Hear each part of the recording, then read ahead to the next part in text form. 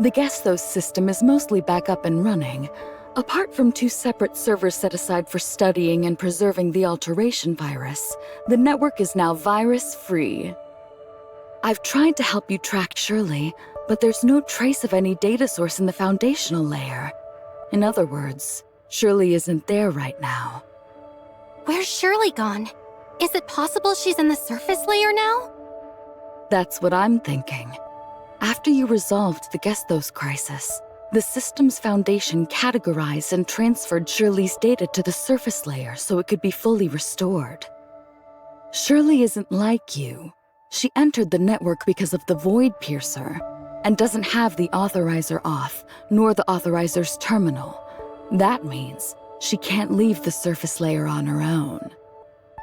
So you're saying that if I find her and use my authorizer's terminal to disconnect her from the network's world, she'll regain consciousness? Very good. I actually tried to enter the surface layer to search for her, but for some reason, I was denied access. It looks like you might be the only one who can get in now. Thank you, Plotty. I've got this from here. I'll find Shirley.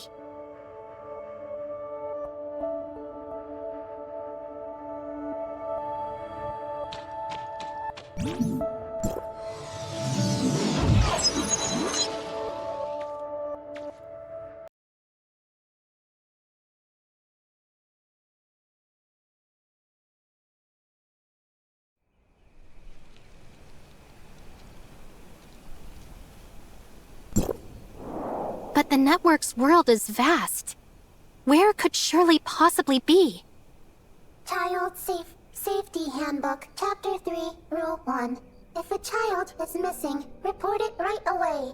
The nearest officer will help you search the city's surveillance system.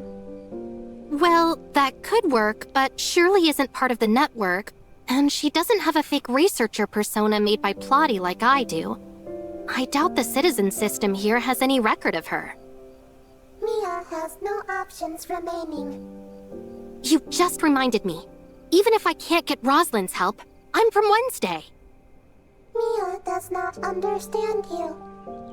Have you forgotten? Wednesday has the most brilliant hacker in all of Ida, Gray Fox. As long as Shirley's in the surface layer, Gray Fox will definitely find a way to track her down. Understood. Mia is navigating to Odin's Tavern.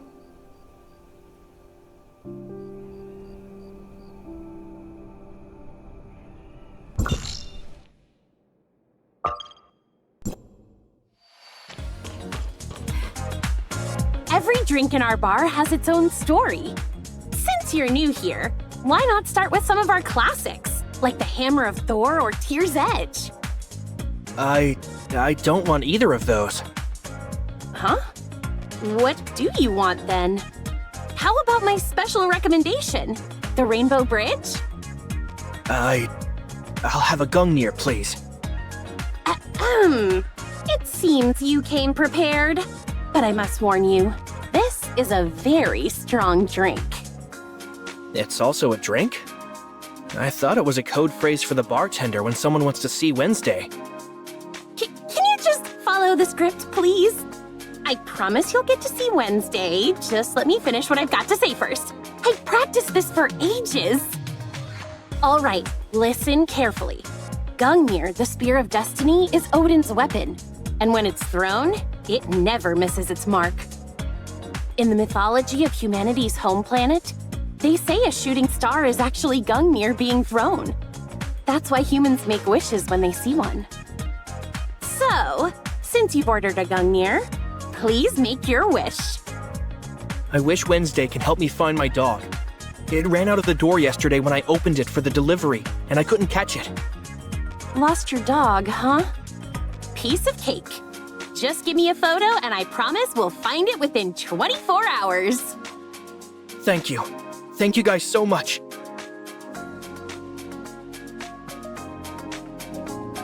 Hey, look who it is! No need for introductions. What can I get you to drink? Seeing others ordering Gungnirs here really takes me back. When I first came here to ask Bagus for a drink, I never thought I'd end up being a member of Wednesday. Oh yeah, where's Bagus today?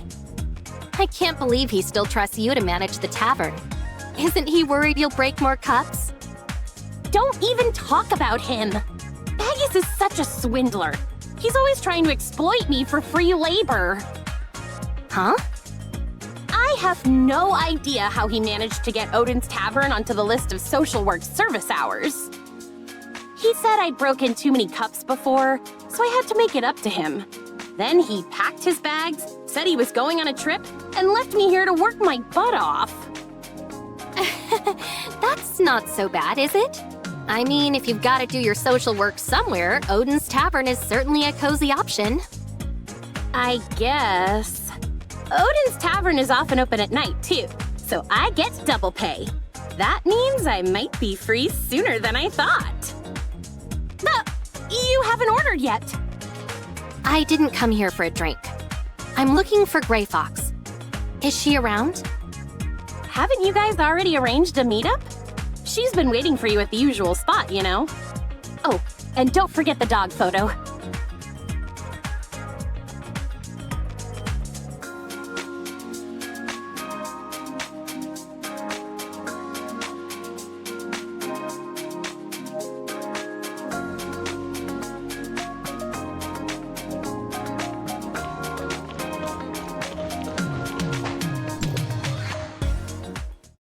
Hi, Gray Fox.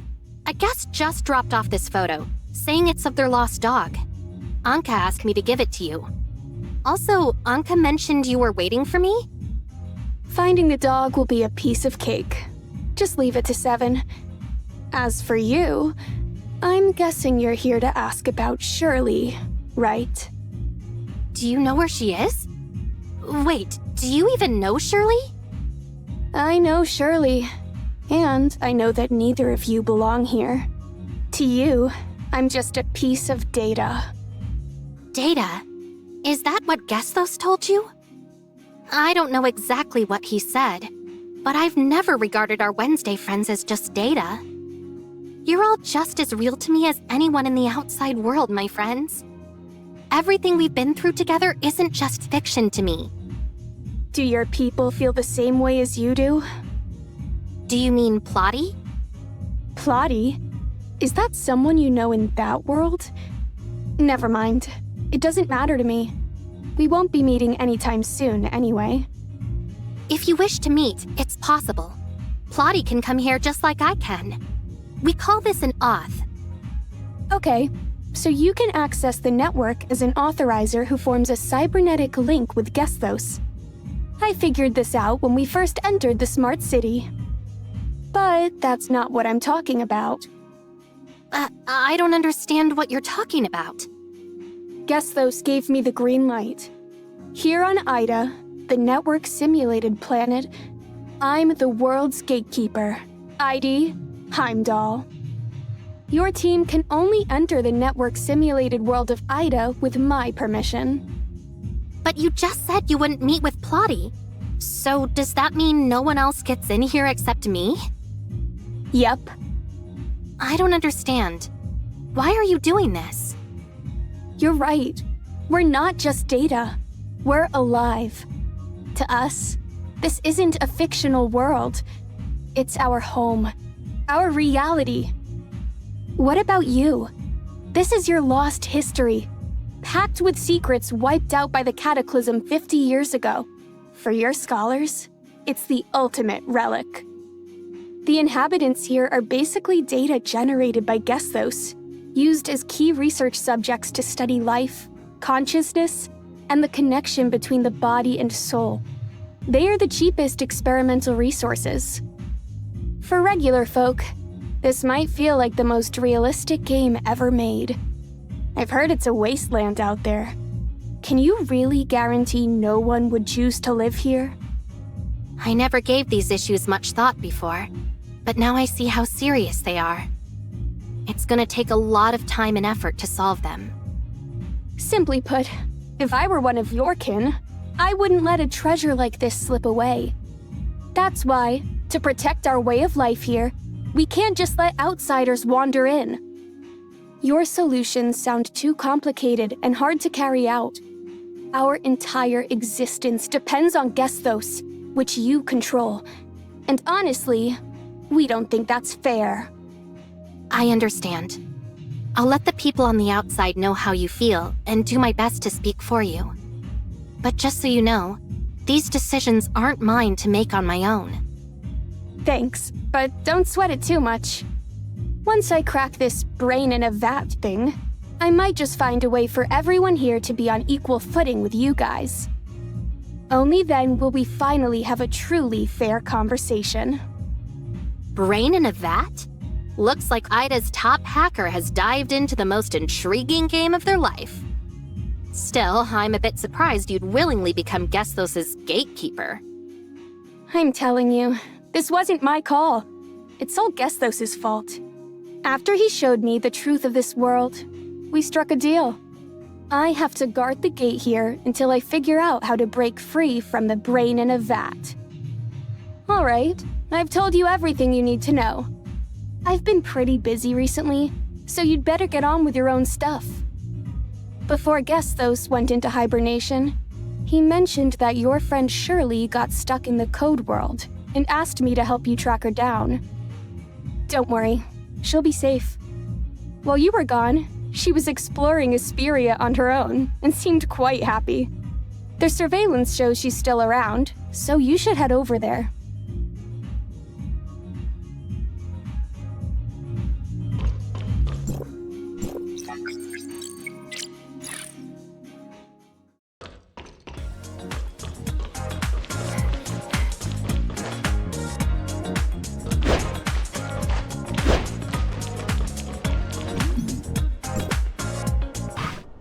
Shirley! Authorizer, Mia, it's been a while. Seeing the three of us here like this. Shirley, it's been so long. Shirley, you look amazing. Mia? Mia said it wrong. Thank you, Mia. I really like the way I am now, too. Mia, head to the back door and send the message that Shirley is safe. Will do. Asperia in the network is pretty beautiful, right? Yeah, it's so lively and vibrant.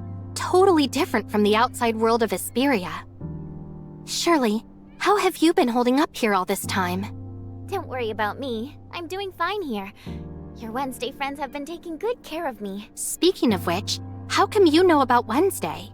After you helped Void Piercer save Gestos, Void Piercer went into the backup restoration system, and I got swept away by a data stream to Odin's tavern entrance. As I opened my eyes, I saw a note on the tavern door that read, "Closed for the day due to the owner celebrating." Owner celebrating? Was that the day Anka planned the Wednesday gathering to watch the fireworks? You saw the fireworks too? I searched everywhere that day and couldn't find you. I was so sad. Then, the sky lit up with fireworks, and I met this super cute girl. The next day, Miss Grey Fox from Wednesday reached out to me, saying she's a friend of yours. She gave me a place to stay, showed me around this world, and reassured me not to worry, promising that you'd come for me. I've just been wandering around while waiting for you. When I get tired, I drop by Odin's Tavern to chill. It's a bit like those short trips you read about in travel blogs. It seems like you've been doing well and getting along quite nicely with Wednesday. Speaking of Wednesday, that bartender Anka is quite the character. She told me all about your adventures and often cracks jokes to make me laugh. Her drinks are a bit tough to handle, though. Have you tried that rainbow bridge she's always raving about? Oh, you tried it too! It was really awful. But she had this hopeful look on her face, and I couldn't bring myself to tell her the truth, so I ended up drinking it all. Now it's just the two of us here. You don't need to worry about anyone else's feelings or hold anything back. So, will you answer my question honestly? What are you going to ask me? Compared to being the Nemesis, an angel of clemency, do you prefer who you are now in the network?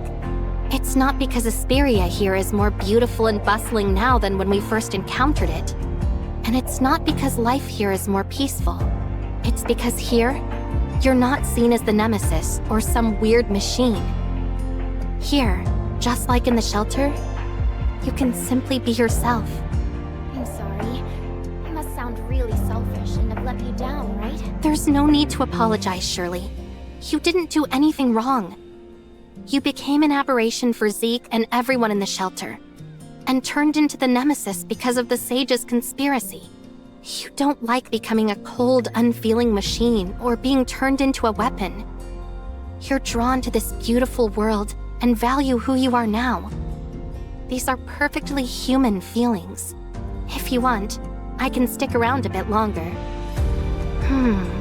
Let me think.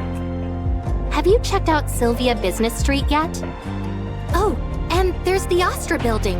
I've heard it has the best cinema in Asperia. Authorizer, I never intended to stay here forever. I just wanted to explore this world as much as possible before you came looking for me, trying to hold on to the feelings I'd lost. On my first night here, I had nowhere to go, so I ended up sleeping on a park bench despite the icy wind. But I wasn't upset at all. Actually, I felt really happy. I'd almost forgotten how the cold can make you shiver uncontrollably. Lately, I've been swimming at the beach here, enjoying the scorching sand under my feet. I got hit by a volleyball from some beachgoers and was knocked over by a wave. When I got back up, the breeze made me shiver since I was soaking wet. Then I remembered how my brother used to take me swimming at the beach back in Asperia. Those were such happy times. Shirley, about Zeke. Let's head back now. No matter how beautiful it is here, it's not where I truly belong. Like I told Nem, if those things hadn't happened, I wouldn't have had this chance to live with my brother again. We can't change the past, but the future is still undecided. My time here felt like a secret, extended vacation. Now that it's over, it's time for me to return. I get it. But before we head back, I've got some good news to share with you. Good news? After you and Nem entered Gestos, something happened. Zeke remembers everything now. He knows you're his sister and has been waiting for you to wake up. My brother remembers me. That's amazing. He must be really worried about me. Let's hurry back.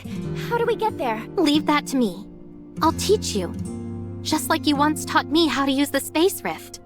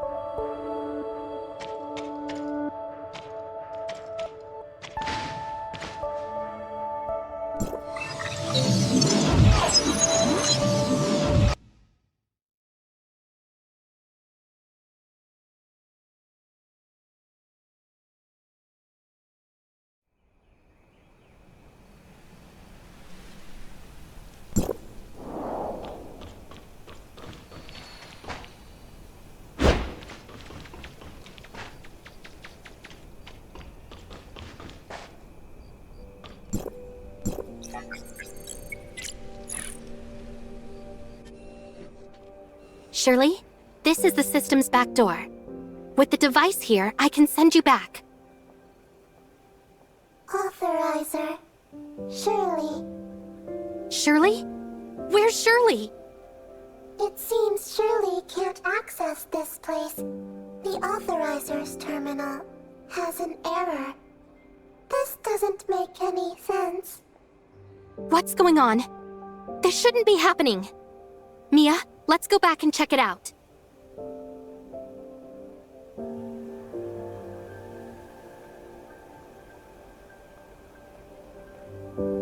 I tried to access the back door, but I couldn't bring you with me. I guess I didn't do it right. I'll give it another try.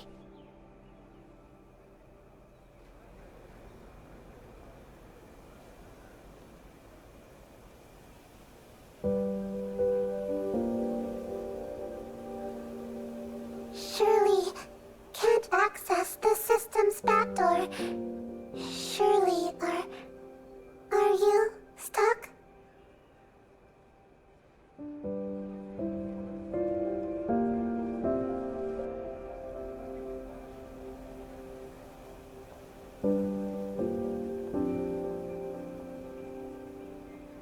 It's not entirely impossible. How about this? Mia can send a message to your brother to let him know you're safe. Meanwhile, I'll head to the Smart City to check on Nem. The Smart City Control Center is only accessible to authorizers. Right now, you can't access or enter the back door. Stay at the tavern and wait for my news. Anka and Grey Fox will take care of you. Don't worry, I promise I'll find a way to bring you back. I'll be back soon. I promise.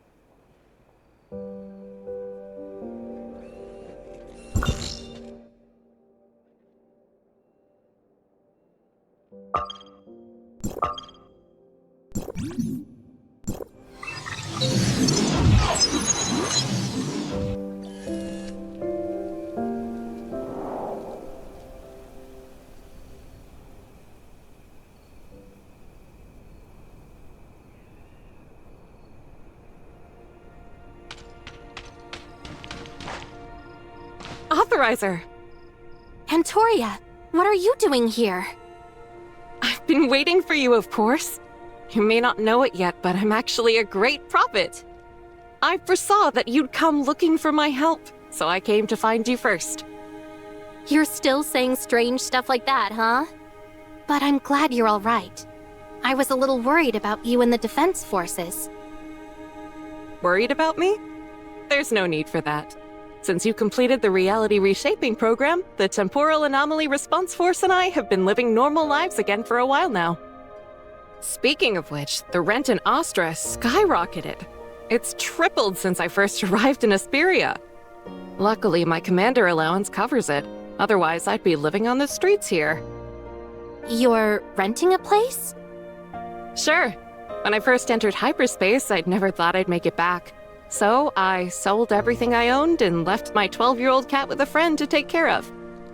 And there I was, back in Asperia with no place to stay, no clothes to wear, and nothing to eat.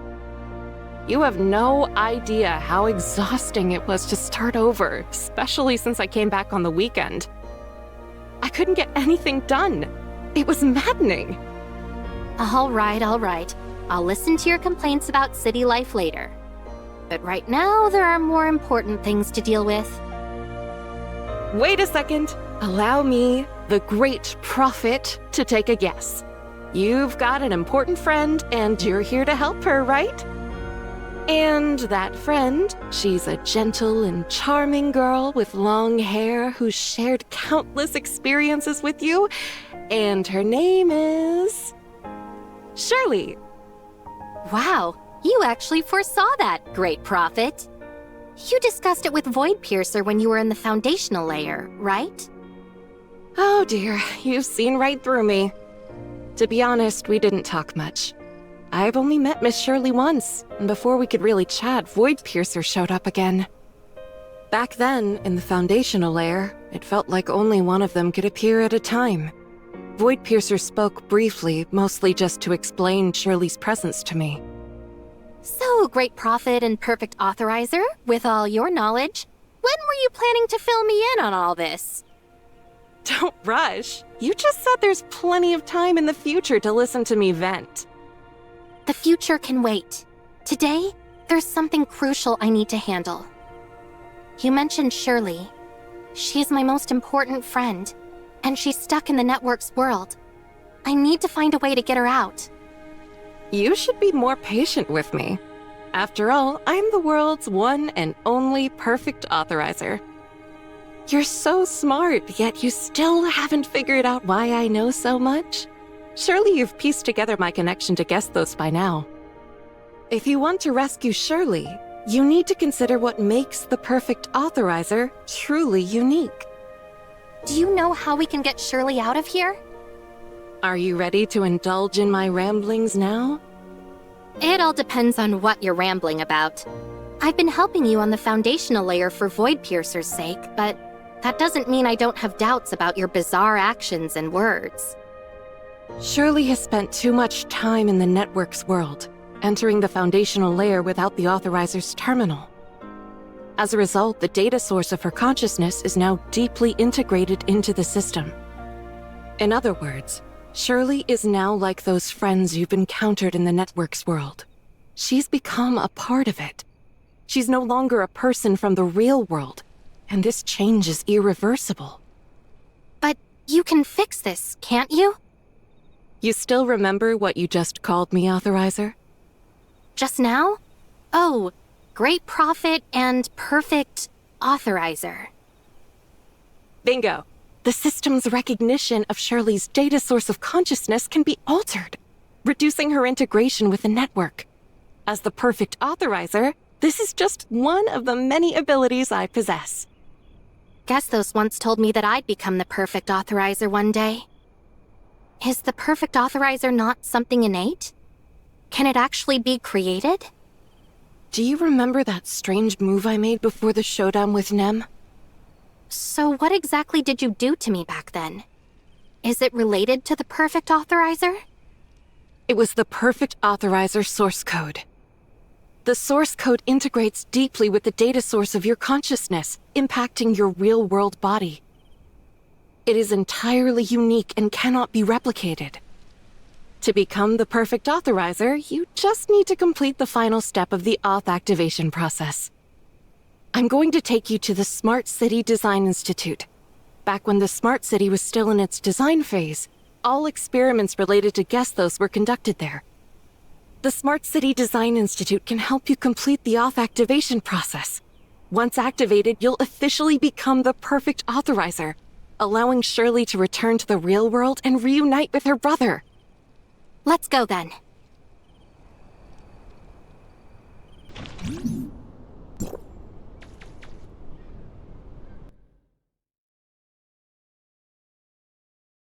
This is the Smart City Design Institute. It's been so long since I was last here, yet it looks exactly the same as I remember, completely unchanged. Well, it's only 2664 and just over a year has passed since I entered hyperspace. The Smart City Design Institute? Is this related to the Gestos Smart City? The distant beacon supercomputer, SAM, was upgraded to Gestos right here. And it was in this very place that I became the Perfect Authorizer. As the Smart City took shape, the equipment housing Gestos was gradually moved into it. Once construction was completed, the Design Institute's mission was declared accomplished.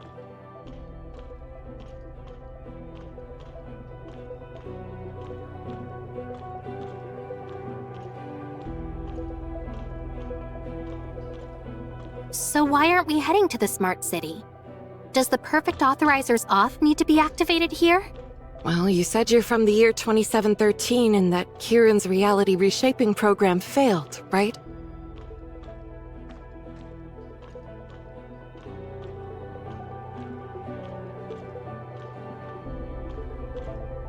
Did you really think that the source of the temporal anomalies was omnium radiation? It seems that after the cataclysm, humanity's research into omnium has regressed. This is completely unacceptable. In 2664, humanity still couldn't control omnium, But with you as the perfect authorizer, a new hope has emerged. Kieran's reality reshaping program isn't just some reckless plan. If we want to fully resolve the issues with those aberrations, welcome to the smart city of 2661. The place where it all began. 2661? This place is nothing like where we were before. Commander Antoria. Don't worry, he can't see you. Labby, is something bothering you? Is the experiment not going well? The Authorizer's selection process has been ongoing for over a year. We've gradually expanded its scope, but the highest cybernetic link compatibility we've found so far is just 93%. We're out of options, so we've called in the Hyperspace Defense Force for testing. We're counting on you now, Commander Antoria, and the entire Defense Force. It's okay. Don't worry about it. There's no need to stress. Honestly, I'm surprised myself. I never expected I had the potential to become an authorizer. Commander? Yes? What's up? Do I have fried chicken crumbs on my face? No, it's just... you seem different today. Suddenly a lot more approachable. It's just your imagination. You're making me sound so scary. All right, let's start the test quickly. Oh, and could you grab the main control component from the circuit control device? I'll need to take it back to the base for further research once the test is done. The main control component is right over there, Commander. Go ahead and take it. Thank you. Good luck with your experiments ahead.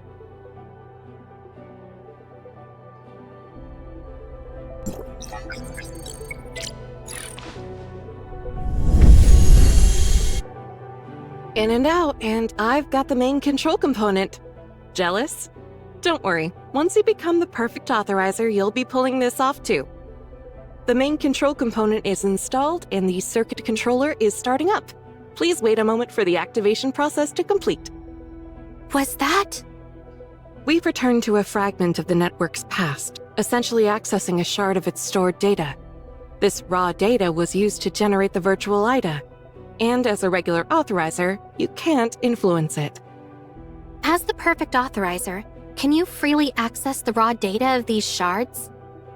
Is your understanding of the perfect authorizer truly that limited? That won't do at all. You just mentioned Ida on the outside, and how Shirley became the nemesis. Don't you want to change all of this? Do you know how to change it? You'll figure it out when you become the perfect authorizer. What about you? Once I become the perfect authorizer, is there anything you want to do? Of course. Now that I can finally leave hyperspace and complete my mission, I'm ready to make up for everything I've missed. Great food, delicious drinks, fun times. I don't want to miss a thing. So hurry up and become the perfect authorizer. Then I can hand this burden over to you and finally enjoy some peace and quiet. Still as blunt as ever, huh?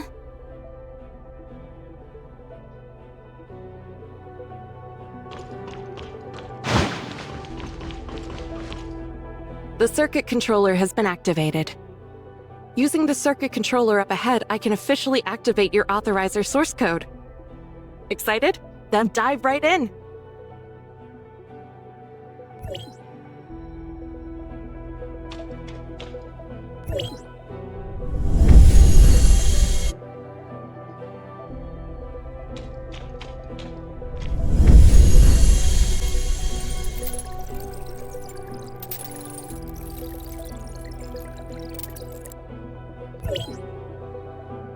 Where is this place?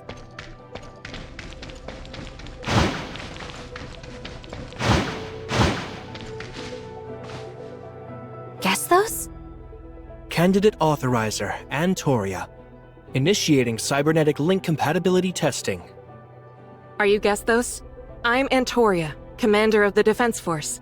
I've just returned from my third long-term reconnaissance mission in hyperspace. During this mission, we collected critical data on hyperspace and the Void Entity. This intel will be pivotal in our efforts to neutralize the Void Entity and contain the temporal anomalies. I understand the Authorizer selection is crucial, but Kieran mentioned that it doesn't depend on any individual's qualities. It's all about finding the chosen one. So please let me go as soon as possible.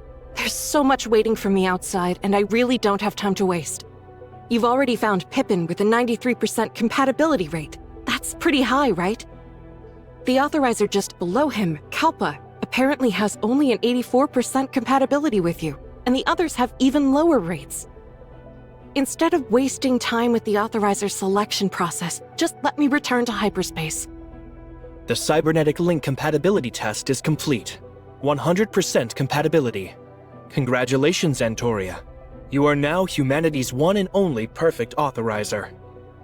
I'm the perfect authorizer? You... Wait, are you okay? It looks like you're struggling with something. Fighting with all your might. Are those computer viruses? In this world, only you can see me like this. I'm sorry, but I might not be able to help with the reality reshaping program. I feel like you've changed. There's a sense of familiarity. Are you speaking inside my mind now? Our compatibility is 100%, which means our minds now think as one. However, this is your first time logging in as an authorizer. I've adjusted my information flow to help you gradually adapt to the cybernetic link. Thank you, but that's not the priority right now, is it? I can see those viruses. They seem to be closing in on your core. My core functional block is under strain. With the development of the smart city, I'm currently channeling as much computing power as possible to combat the viruses, but they've already exceeded my capabilities. I can help you. I can sense them. As long as I focus, I can reach every corner of your server and eliminate them. A fully intact Gesthos is essential for the reality reshaping program. Don't be reckless. If your consciousness data is hit by the viruses, you'll perish inside my server, and the Defense Force will lose its commander. If I don't act, you won't survive until the reality reshaping program is complete, right? I can at least inform Kieran and... Wait, you don't know who infected you with the virus? Unfortunately, no.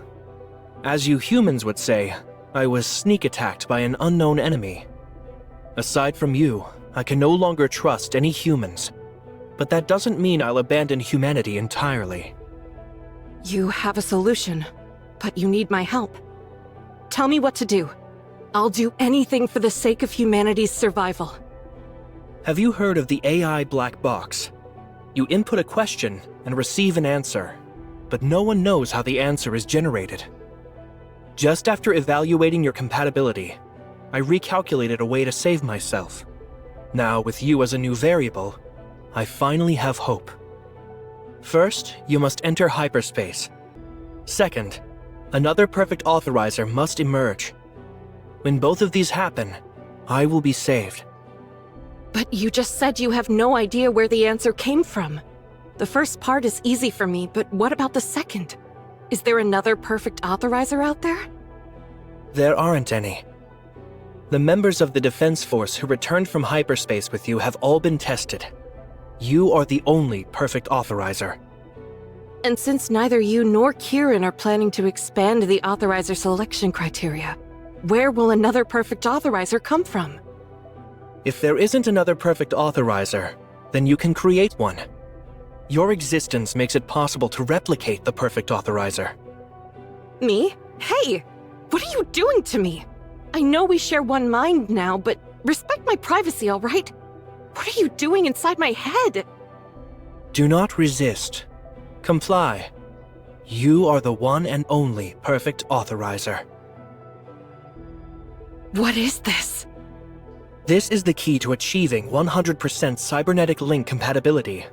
I call it the source code. Anyone with a compatibility rate above 80% can use it to become the perfect authorizer.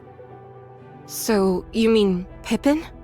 When the reality reshaping program reaches its final stage, the most compatible candidate will arrive here to initiate the global origin resonance process, which will then trigger the global retracement. When the time comes, I can transfer the source code to him. Once he becomes the perfect authorizer, I'll gain full access to his thought process. As long as he isn't linked to the one who planted the virus, he'll be able to initiate the retracement and save all of Ida. And you, impacted by the retracement as well, will revert to the time before the virus infiltrated your system. But what if he's collaborating with the one who implanted the virus? Exactly. So we need an alternative plan. Are you going to back yourself up before the virus corrodes your system? Not only that, but I'm also backing up all of IDA. I need enough data to perfect the calculations, so I've been working on this in secret for quite some time. If the one standing before me is truly an enemy of humanity, no one can predict what they might do. We must safeguard the ultimate truth for future generations. Only then will we be able to leave hope behind. Are you asking me to back myself up like you, for a future where hope is so uncertain? They'll have to fight, just like I did, with no clear end in sight, only to buy time. If I back myself up on your server to safeguard the source code, where will the other perfect authorizer be? When will they show up? Among all humans, you are the only one I can trust. The rest lie dormant in the distant beacon's stasis pods. Since the distant beacon arrived on Ida 117 years ago, those humans from the home planet have been fast asleep. Whoever the human traitor trying to sabotage the reality reshaping program is, it can't be them. Also, there were 60 stasis pods back then, sealed with strange locks that no one could handle. People forced open 2 of them, but the individuals inside died the moment the pods were activated. The stasis pods were later relocated to the Federation's Hycros for safekeeping, awaiting gradual research. But Ida was so extraordinary, and with the humans preoccupied with cultivating a new civilization, they soon forgot about them. I've conducted secret tests within the management system of the forgotten stasis pods. Inside one of the pods lies B009, a man named Samuel, who has a 90% compatibility rate. We have no idea how to wake him up, though. Otherwise, he could have been the authorizer for the reality reshaping program. I've inspected the stasis pods. They're not quite ready to awaken yet, so it seems that Samuel is most likely the future perfect authorizer for this plan. I see. I'll make sure your core code is passed on to him then. I hope he wakes up at the right time. What are you worried about? I can sense your concerns. I'm concerned about you. You don't seem to care about yourself, always pushing forward without hesitation or compromise. Yet, you're still young, and sometimes what seems like recklessness is mistaken for insight. But whether it's recklessness or insight, it's your sheer willpower that makes you the perfect authorizer. I hope your willpower will allow you to persevere until the end. If you're worried about my resolve, don't be. I'll remain in hyperspace until another perfect authorizer appears. I'll deliver this code to Dr. Samuel in the stasis pod first. Then I'll return to back myself up. Antoria, without you, there's no one left I can trust. When you leave this place, trust no one. Trust no one. That's what Antoria told me back then.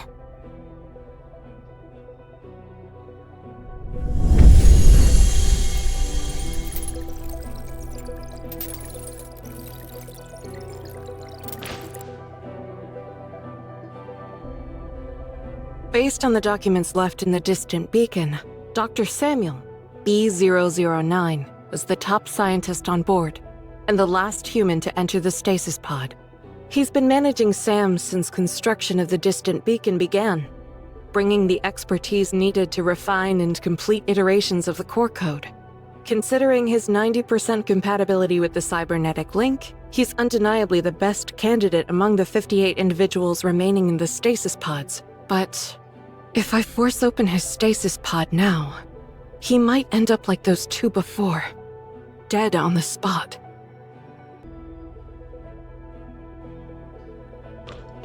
Dr. Samuel, what truly happened aboard the distant beacon that drove you to choose eternal slumber? If you receive this message, would you be willing to awaken?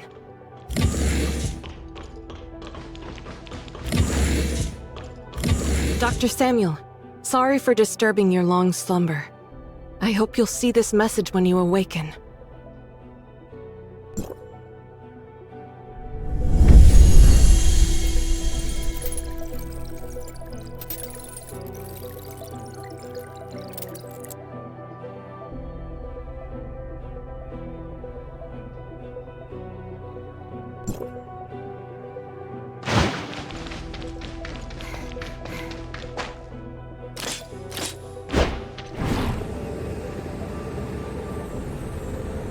Now, it's my turn. According to Gesthos' calculations, there are 2 indicators. First, I need to enter hyperspace. You're the Defense Force's last line of defense against the Void entity in hyperspace. You're buying us precious time in the real world. If hyperspace falls, it's game over for all of us. But we have no idea whether Gesthos was referring to one of us or both of us. So I've got to enter this virtual world's hyperspace as well. It's crawling with the alteration virus, and just like you, I'll need to fight to buy time for our plan. As for Gesthos' second indicator, someone is destined to become the perfect authorizer, and this person will need the source code. That means I need to wait here for this authorizer to arrive and hand them the source code at the right moment. But none of us know when the authorizer will appear. The war in hyperspace could drag on forever. If we don't eliminate the virus infecting Gesthos quickly, the reality reshaping program could fail. You can't leave hyperspace until the reality reshaping program is completed. If the program fails, you'll be trapped there forever. So, this might be our first and last meeting. Take care of yourself. I hope the authorizer can save everyone in time. The source code is now in your hands. Due to the virus, the enemy may uncover my role as the authorizer and the existence of the source code. I've set up some traps to help protect you. You handle the present reality, and I'll take care of the uncertain future. Now, let's give this plan a name. The Reshape the Future plan. I hope we can meet again one day. Same here.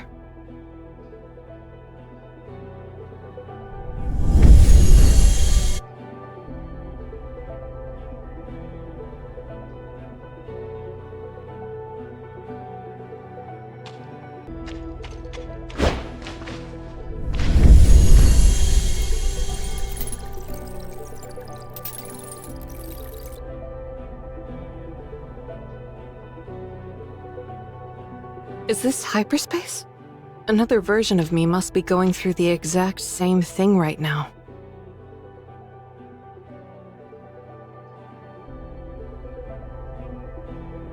Commander, here's the roster of the latest recruits for the aerial strike team. Sophie, Emily, Jessica, Linda, Megan, and Jana.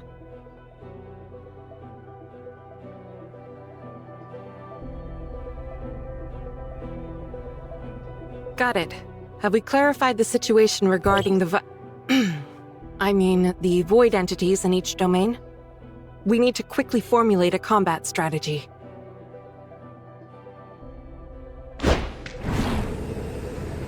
How could I end up back here? After the battle in hyperspace failed, Gesthos must have sent me back.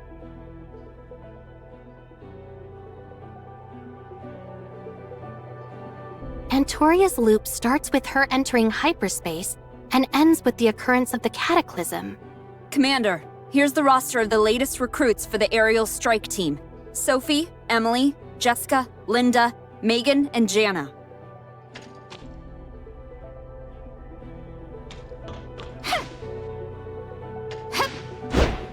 Linda, Megan, Jana. Just like last time. So, if the simulation is correct, does that mean another version of me has already made the sacrifice?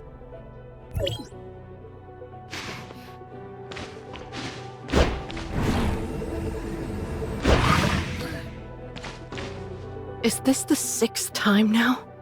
This time I'll find a way to win. Every time, Antoria strives to find a way to achieve victory. Commander, here's the roster of the latest recruits for the aerial strike team. Sophie,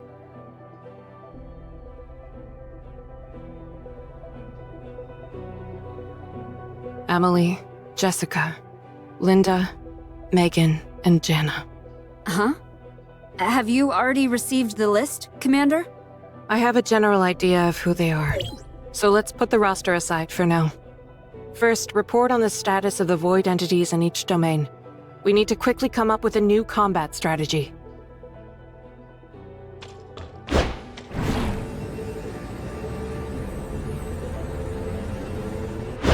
Is it over? The next loop is coming, and everything is about to start over again.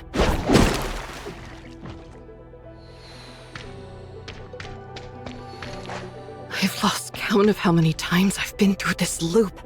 It's the 822nd. Or was it the 823rd? No, it's gotta be the 825th now. Why can't I save them? No matter how hard I try.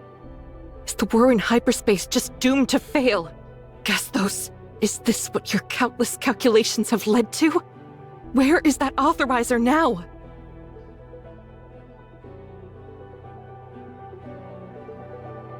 Gestos, why aren't you saying anything? How much time has passed outside? How much time has passed in here?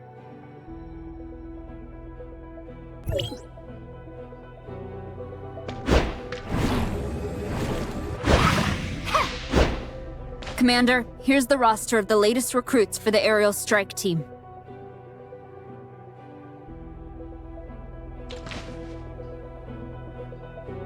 Geez, forget that for now. It's pointless. We need your help over here more.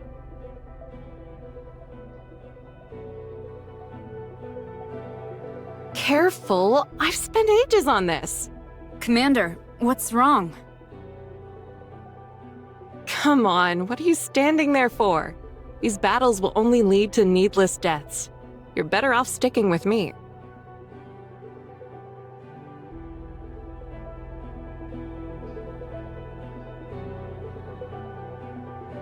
Pointless deaths? I don't think so. We may not be the final authorizers of the retracement, but we're the Defense Force. We're buying precious time for the reality reshaping program. If we give up now, the smart city might not be completed in time, and the retracement won't happen. You're our commander. You can't just abandon us.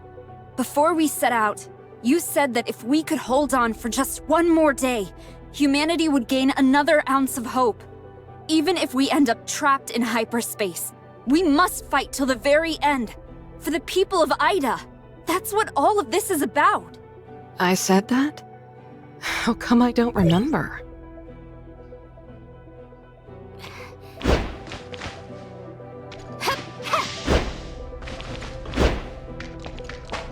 Gestos, even if your calculations lead to the same outcome over and over, I won't give up hope.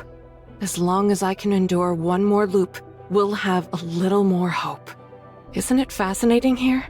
I can continuously adapt my strategies, and each failure just helps me understand the alteration virus better.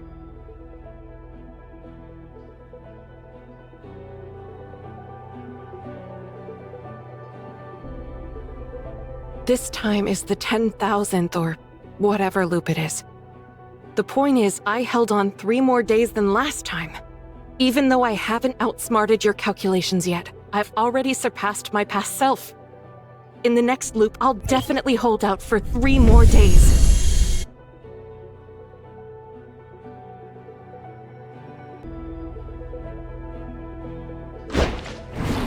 How many loops has it been now? Whatever. It doesn't matter anymore. I've been waiting for you. But are you really the one? Is this me?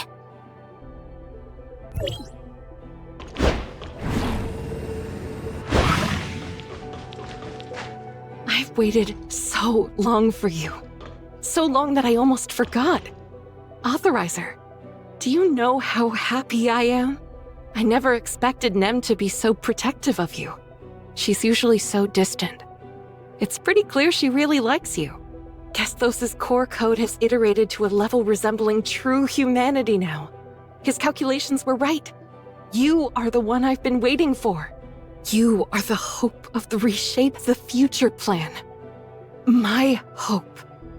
My unwavering commitment has been worth it after all. This is something I've always protected.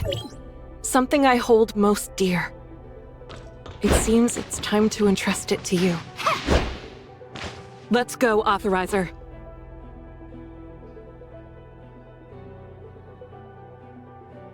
You know, on my first day of elementary school, there was this sweet teacher at the gate. She taught me this little circle gesture. Said it would bring me luck in my studies.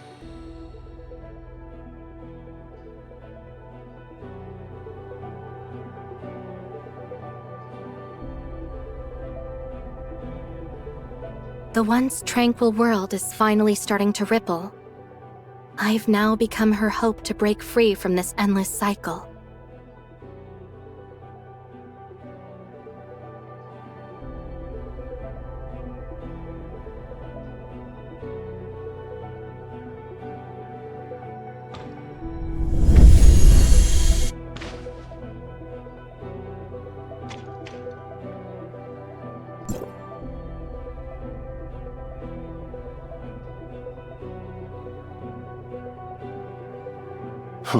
I didn't realize you were that skilled, researcher.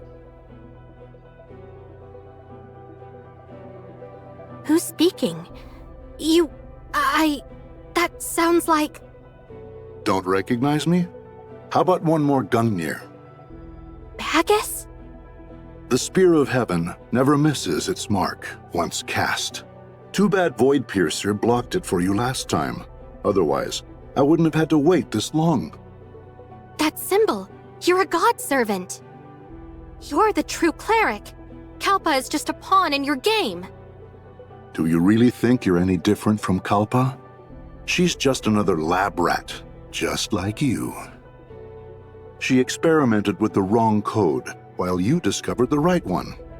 Thank you for your sacrifices. Your efforts have paved the way for my master's arrival. You forged Plotty's log, didn't you? And you've been using the virus to control Nem. Who are you, really? The Void Piercer was just an unexpected experiment. Without her, I could have easily used you to access the bottom layer and claim the source code. It would have saved us all this trouble. Thankfully, these deviations haven't derailed my plans. Only the most loyal servant can wield time and control history, like my master. Only I can be the perfect authorizer. The source code belongs to me. You wish. The cataclysm was caused by your kind. You god servants. I'll never let it happen again. Wrong. The cataclysm was caused by Antoria. If she'd confessed back then that she was the perfect authorizer, I would have already seized the source code and completed a global origin resonance. It's all because of her selfish deceit that I had to use a virus to fabricate the perfect authorizer.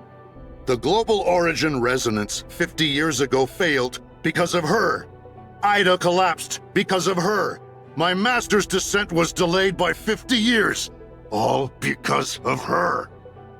Thanks to you, the network is repaired and the origin resonance will no longer fail. This time, I shall welcome my master's arrival. To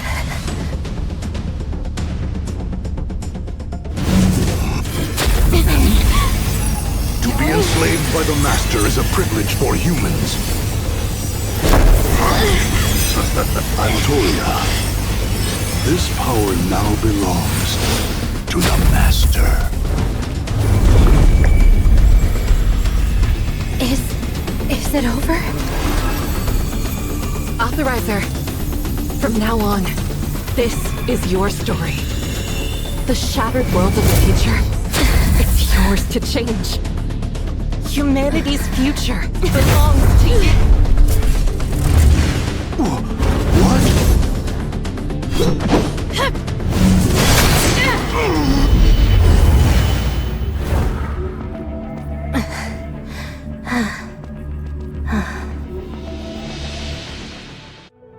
Is this the perfect authorizer's source code?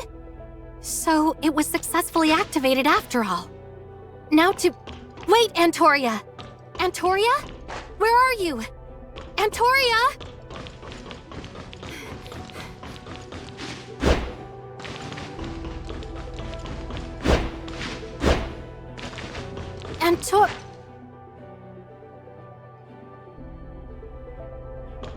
Auth completed. Authorizer, proceed to the Smart City control layer to log in as the perfect authorizer for the first time.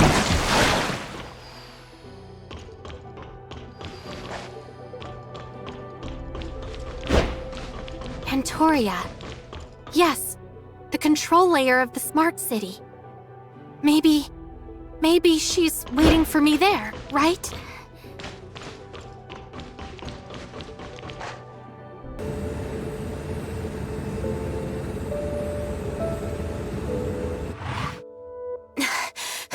Gestos, where's Antoria?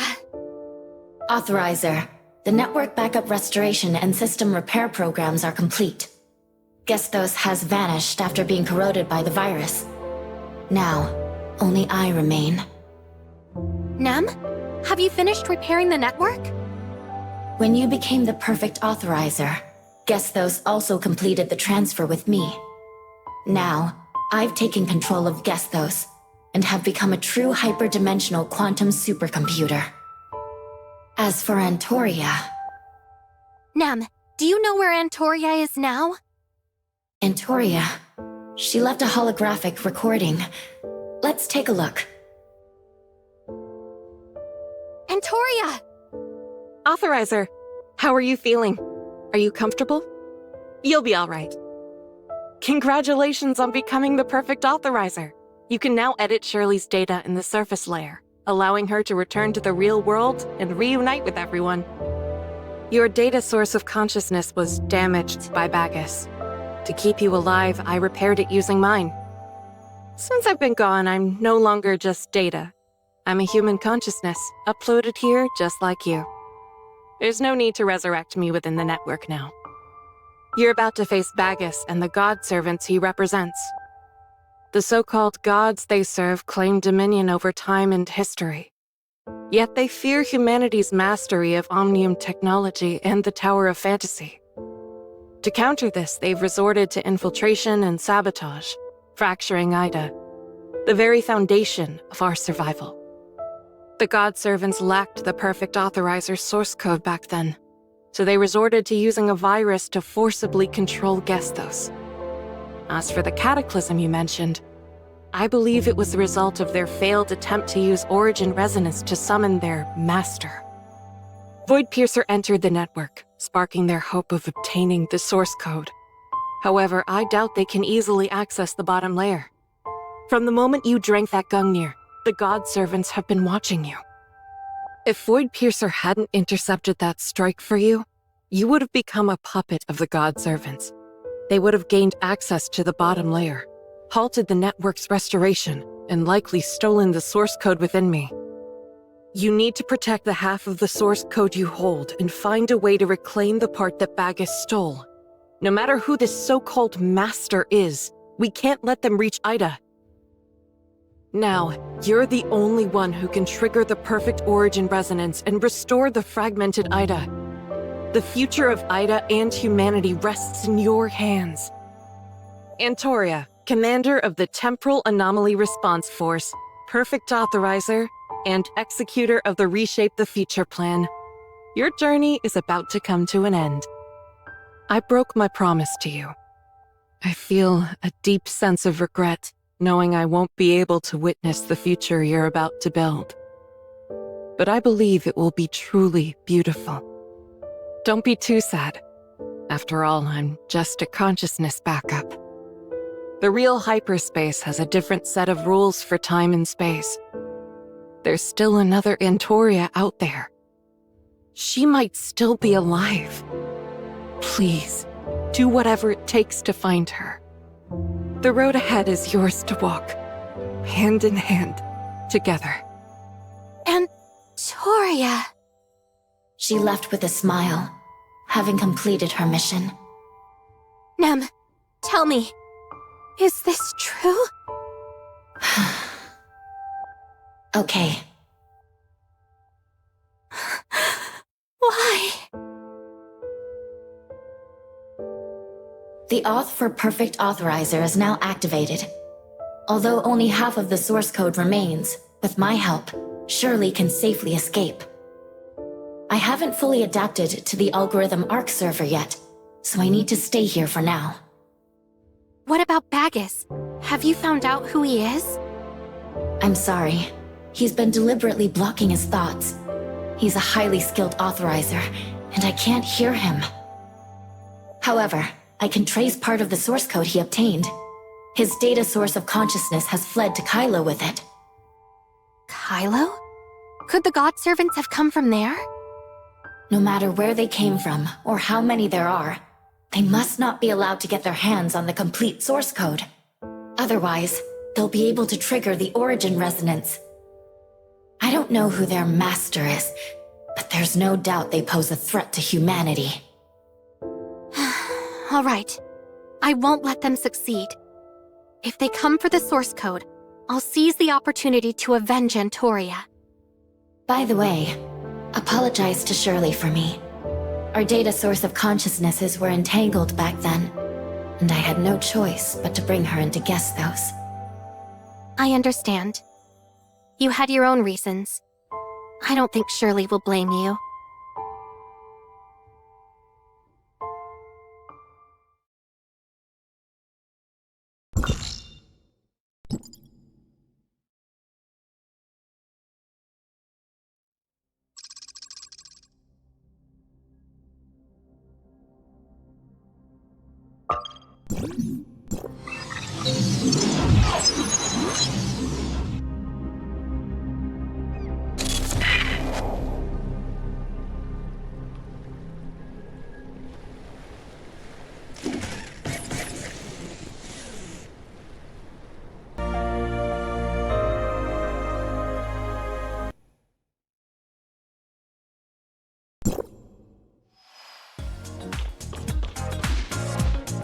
Shirley, I'm back! Why are you here alone? Where are Anka and the others? I wanted to say goodbye to them. After all, once I head back this time, I really need to get some proper rest. Authorizer, I saw you disappear after entering the phone booth. Did you go through the system's back door? Authorizer, it seems like I can't access the system's back door. Sorry to keep you waiting. I hit a few bumps along the way, but don't worry. I've figured out how to get you back now. And this time, it'll definitely work. Oh, and I ran into Nem. She felt sorry for bringing you into the network.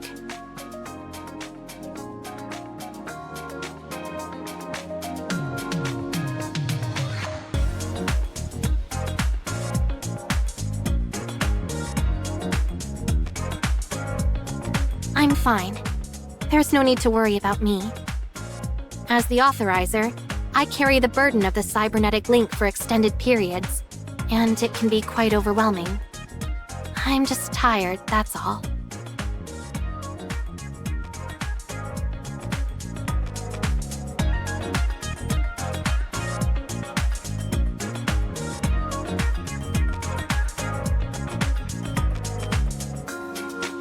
I've been missing everyone too. Okay, let's go home.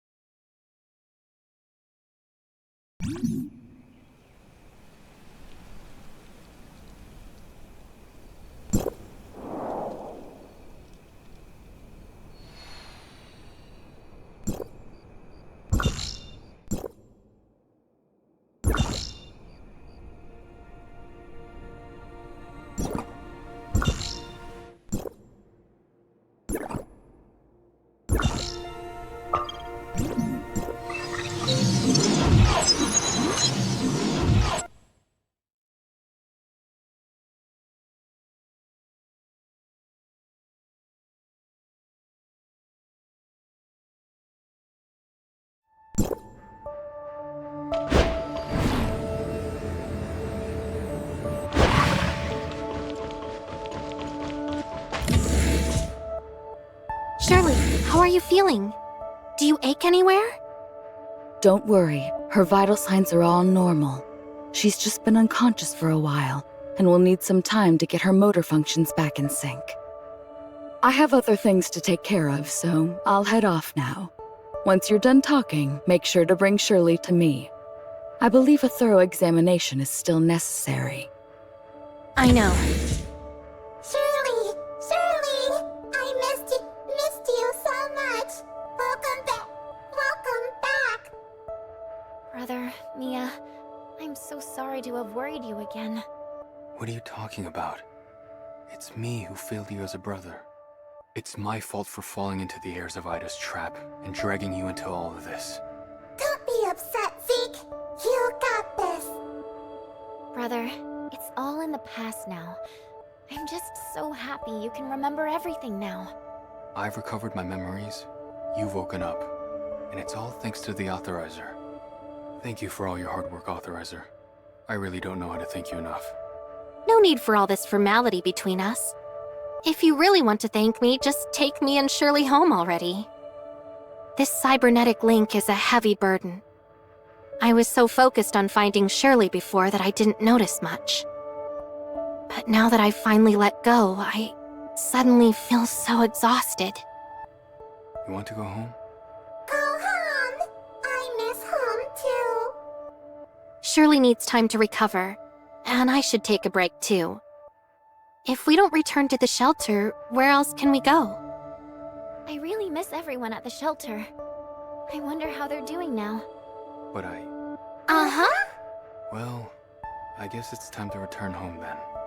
Finally, we can go home together!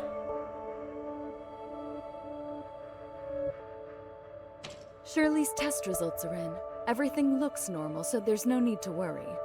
I do need to discuss something in person with you, though.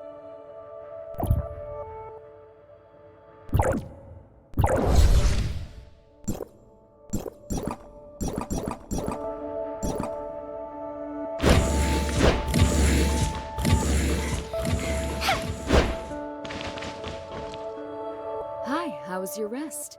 If you're still not feeling great, let me know. Overloading a cybernetic link is no joke. I'm good, no worries. Let's just focus on what matters. What would you like to know? The kailo. Why are you suddenly interested in them?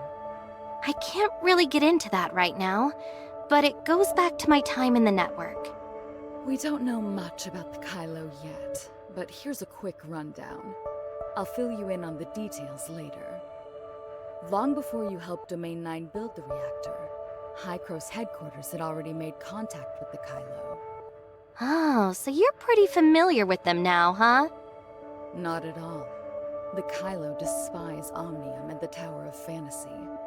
Before the Cataclysm, they'd already begun their space migration plan.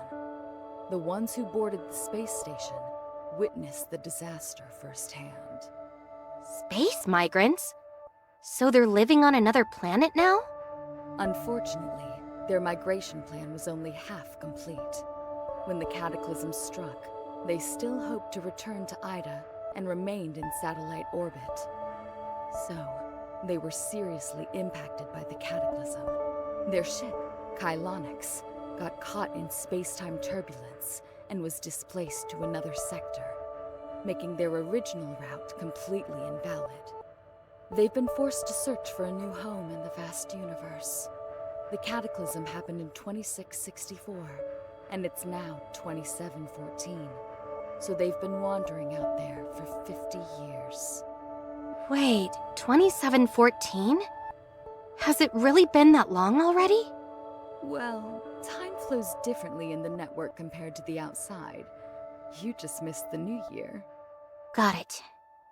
So can you tell me more about the kailo? In short, the kailo believe the Cataclysm is the root cause of their displacement, trapping them in the depths of the cosmos. That's why they fear anything even remotely connected to Omnium and the Tower of Fantasy. When I first contacted them, I thought they'd be eager to leave space and return to Ida. So they want to continue exploring space instead of coming back here? Not exactly. They want us to stop all Tower of Fantasy operations and give them new land to rebuild their homes.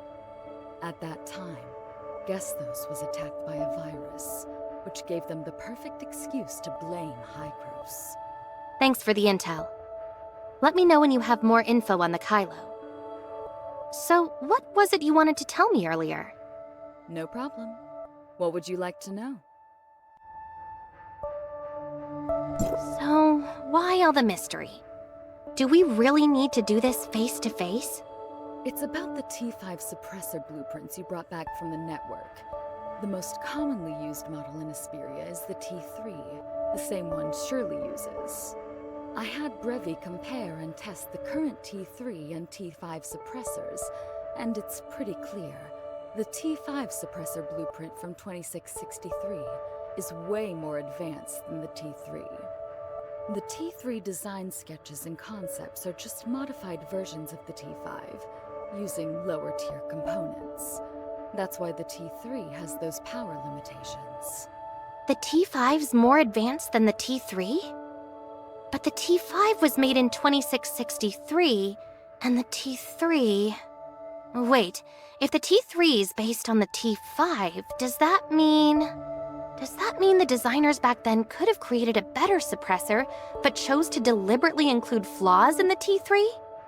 Oh no, if Shirley had been using a T5 suppressor in the shelter back then... Yeah, maybe that tragedy never would have happened. Hykros invented the suppressors, and after the Cataclysm, they took control over the Federation because of their development of the suppressors, right? I see where you're going with this. Give me some time to look into it, and I'll get back to you. Before that, please don't tell anyone about this. Who exactly are you referring to with anyone? Shirley and Zeke? Or everyone in Asperia who turned into aberrants because of the T3's flaws, along with their families? Not just them, but all the people from Hykros, including Archon Elric and Yanuo. I've said the same to Brevi. What exactly are you after? Well, the source of Hykros, and how it manages to oversee both Asperia and Vera despite the sector rift. Stay safe. I hope you uncover the truth. Thanks. I'll do my best. What would you like to know? Shirley's test came back fine. Looks like we'll be heading back to Astra soon. Before you head back, could you do me a favor? What is it? After Shirley woke up, I tried to access Virtual Ida within the network 3 times, but each time, Gesthos blocked me. Any idea why that might be? I mentioned this before. Nem is a core backup of Gesthos' code. She's basically replaced Gesthos as the new AI. You did mention that, and I reported it to Hykros. Since Void Piercer and Gesthos share the same core code, my access shouldn't have been denied.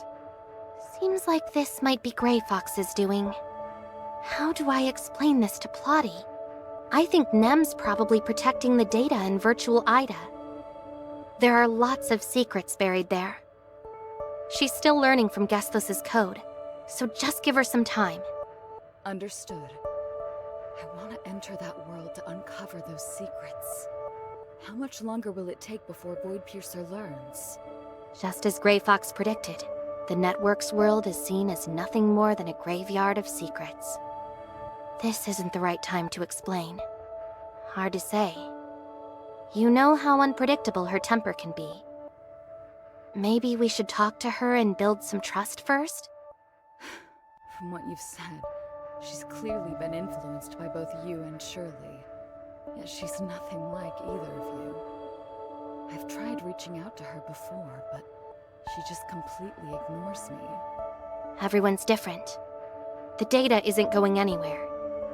And after fighting off the virus, she's definitely become more capable of protecting it. All right, I'll spend some more time on this. By the way, what's your plan once you get back to Astra? Not sure yet. Might talk to the Sage. Do you want vengeance for Shirley?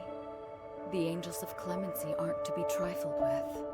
Actually, I'm more interested in learning about Nem's origins. My time in the network raised a lot of questions. Maybe only the sage has the answers. Good luck. By the way, since you're heading back, there are 2 things I need your help with. The T5 suppressor blueprints have been verified. Could you take them to Banges Industries? They handle all the production in Asperia. Also, here's a photo of a girl named Carrot. She's a kailo. Please pass it on to your contacts in Asperia and ask them to help find her. Sure, but what's in it for me with all this running around? What? What kind of habits did you pick up from the network? What would you like to know? Free of charge? Fine, I'll do it. I've got to meet up with Shirley and Zeke now. I'll reach out to you if I find any more info.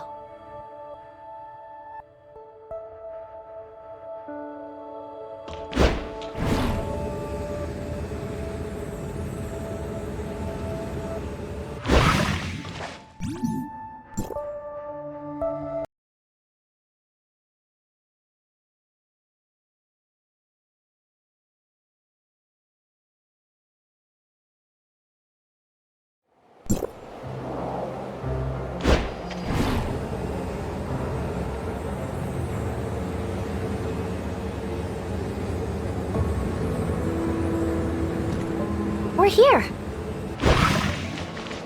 The space rift is ready. We're just waiting for you. Authorizer! I'm here.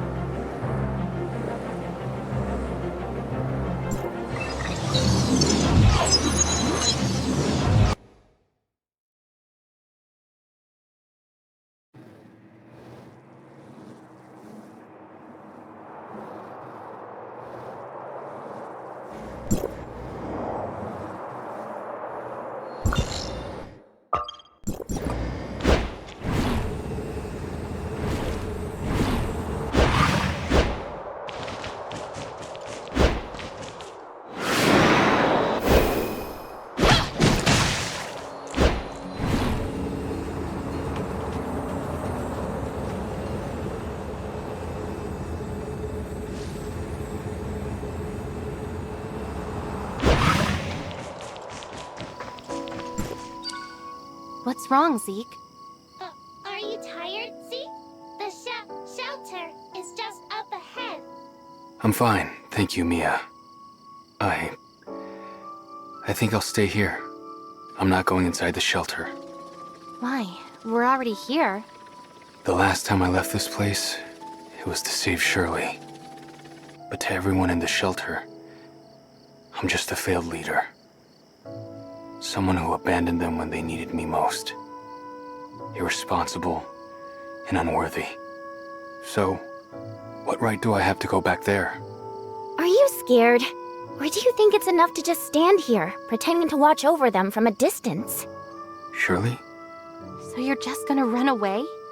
You were in an impossible situation back then, and you chose to save me. Now you have to deal with the consequences of that choice. Your worries, doubts, hesitations, anxieties, and guilt. I understand them all. They might be angry, scold you, blame you, not welcome you back to the shelter, or even reject you. But that's no reason to run away. I've always believed my brother could face his mistakes head on. He's not the type to run away from his responsibilities. He's a man of honor. I see your point. There's no reason to be scared. I didn't expect you to be this brave and level-headed. I'm proud of you. I've grown up after everything we've been through. I know, but you'll always be my little sister. Back then, the shelter was right there, but I was too scared to go in. I kept thinking everyone would be shocked by what I've become. I wish I could have been with you then. I knew I wouldn't be scared as long as you were by my side. You're my strength, and I want to be yours too. Now that we're all back together, we'll face whatever comes next together. Okay? True. No matter what happens, we'll face it together. So much has happened since we left the shelter. I never really thought about it before. But after hearing everything you've said, I'm starting to feel a little scared too. According to my idiom dictionary, this human emotional response is like wanting to go back, but knowing you can't step into the same river twice. Seems like Mia's gotten sharper lately. Zeke! Let's go.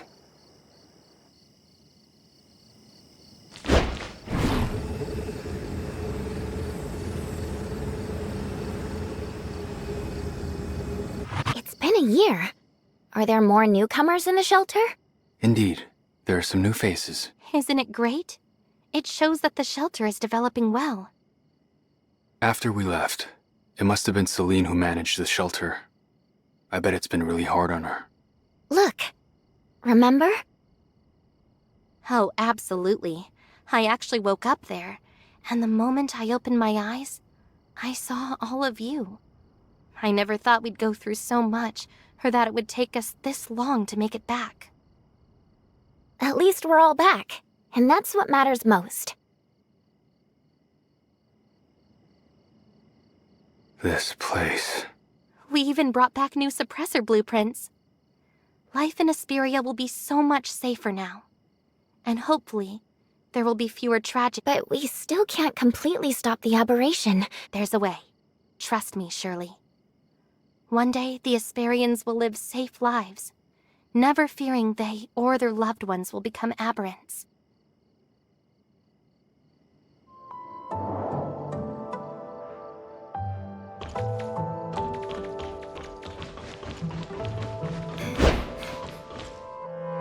Celine, it's been a while.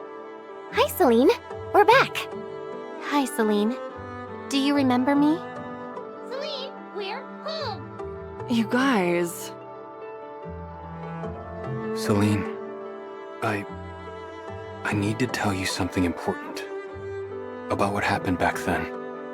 Look at you stumbling over your words. Where's the Zeke I used to know? Take your time if you're not sure what to say. You've finally come back, so you're not planning on running off again, are you? You didn't even give me a heads up. I could have made a feast for you.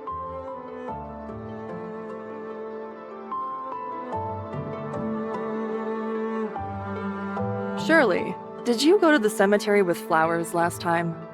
How do you know that? Do you have any idea how worried the shelter crew is about you? You've been so close, yet haven't come to see us. I had to hear about you from Franz. I'm sorry. You've suffered, Shirley. It must have been tough this past year. Just hearing Franz talk about it breaks my heart. Celine, I've missed you so much. Those heirs of Ida are absolute monsters. How dare they treat you like that? Look at what they've done to you. You must be in so much pain every day. It's all in the past now. I've gotten used to this body. Don't worry. With you guys here, I'm doing just fine. At least we all made it back safe. You're right. You're back home now, and from here on out, I'll protect all of you. Wow, you've grown so much. I have to stretch just to pat your head now. Celine means Shirley was short. Little Mia, you don't have to explain everything. As for you, Zeke, I heard they call you Ming Xing in Domain 9. Or is it Lord Xuan Wu? So you know about that too. Everything happened so fast back then. I acted on impulse to protect Shirley, and ended up falling for the heirs of Ida's trap. As the leader of the shelter, I've been swamped lately and could really use some help. You'd make a big difference around here. You'll have to start as an intern, though. Would you really take me back? What do you mean, take you back? You've always been a part of the shelter. Just because you've been out there in Vera and Domain 9 doesn't mean you can forget where you belong. Of course not. I'm pretty busy right now, so I don't have time for all that. But if you're willing, you can move back from Domain 9 whenever you want. And you, what's your deal? Are you an analyzer or something now? I'm an authorizer. Oh, sounds like you did an amazing job at Hycros. Franz mentioned you fixed their supercomputer. That must have been a huge help to those folks up top. I'm flattered. Any chance you could talk to them about opening the passage to Asperia? We're eager to explore Vera and Domain 9. Franz said Vera and Domain 9 are similar, so travel is fine. But Asperia's Omnium is too unique. Going to Domain 9 could cause issues. If Franz said that, then it's probably not possible right now. I bet Hykros has already researched it. So maybe they're working on a solution. Really? Alright. I've actually got some good news. Hykros has developed a new suppressor, the T5. It's more stable and advanced than the T3 you're using now. I'll take the blueprints to Banges so production can begin. With these new suppressors, Asperia's residents will be much less likely to turn into aberrants. New suppressors. I guess Hykros isn't slacking off after all. Looks like the hyenas are at it again. I'll be back soon. You guys stay here for now. I'll sort out your place later. One more thing. The girl in this photo, her name's Carrot. Her aircraft went down recently. Any idea where she might be? I've seen this girl before. Hilda brought her here once. I'll help you get in touch with her. See? It's not as scary as you thought, right? Feels good to be home, huh? Yeah, it's good to be back. Now that we're back, I guess it's time to confront our ghosts from the past, right? The past. Zeke, you know where to find the sage, right? I want nothing to do with the heirs of Ida. They're just a bunch of dangerous lunatics. It's not that I doubt your abilities, but with just a few of us, we're not ready to take them on yet. What are you planning? Why not tell me first? I've learned so much about the mysteries of the pre-cataclysm era from the network. Now, I just need to find the sage to help me figure it all out. I have something to confess. The moment I got back to Asperia, I received a message from Frigg. The heirs of Ida lied to us, used us, and turned you into a tool. And now they have the nerve to reach out to you? Even if we stay out of their way, they won't let us be. What did Frigg say to you? It wasn't just a greeting. I'm sure about that. Frigg wants to know about Gesthos. It's key to the sage's plans. Besides, I've got plenty of questions about Nem myself. Same here. If they're reaching out, isn't that a good thing? Why not go together and see what she's up to? Well, looks like you've made up your minds. Let's go meet them, even if it's a trap. That's exactly why you need to stay. If anything goes wrong and we're gone too long, you can be our backup. For both our safety, Zeke, I'm counting on you to stay here and keep an eye out for any schemes from the heirs of Ida. Got it. That's a good plan. Stay safe and make sure to keep the comms open.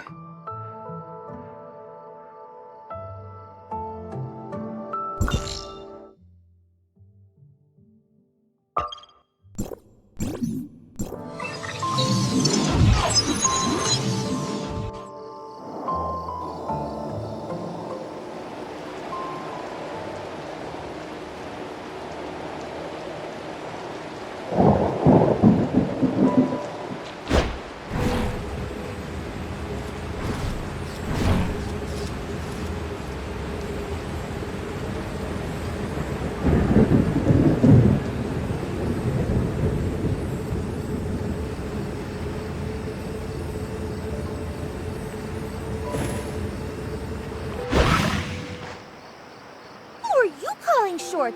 You're the shortest! Come on, I can see the top of your head. You definitely need more sun. Are they Seal and Carrot? Are they arguing? You! If you're so tough, come down here and let's see who's the boss! You think I'm stupid? No way I'm going down there. You're just shorter than me. End of story. Oh my, Hilda said Carrot sneaked out to see the snow, but she's already sent someone to find her. We'll make sure she's safe. No worries, Celine. You can tell Hilda I've already found Carrot. But she's arguing with one of the heirs of Ida. Heirs of Ida?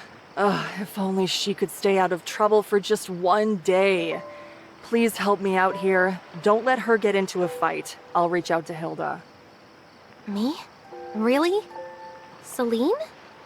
But... fine. Hey there. Where did you lot come from? Nem Nemesis! Frigg really called you back? Huh? You're in cahoots! So if you stole my cake, then you're in on it too! Just watch me! Wait, what's that? You mean Mia? She's my smart servant. Carrot bionic droid of my dreams. Oh, I love her! And she's even tinier than me! So cute, I love her. Hi, Mia! I know she's adorable. All right, I'll let her play with you for a while. Huh? Come on, Mia. Carrot's a real handful. Think you can help me out until Hilda's people get here? Please, do me a favor. But I'm not a carrot. Do you like carrots? I can help you turn into one.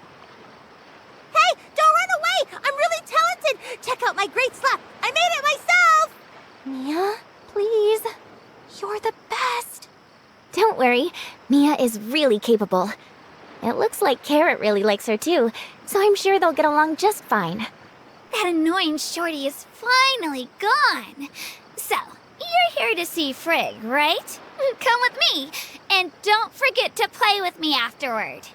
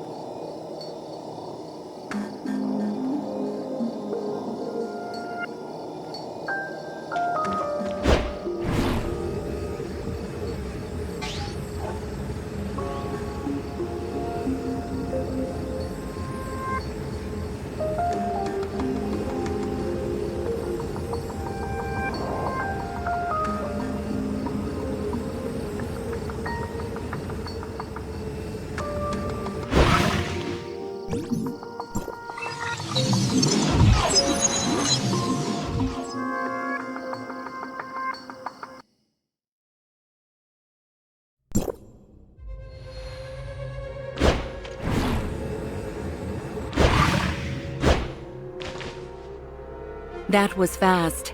I have to say, Nemesis, you've definitely lived up to the Sage's expectations. Valkyrie, where are the Sage and Frigg? I need to ask them something. Tisk tisk.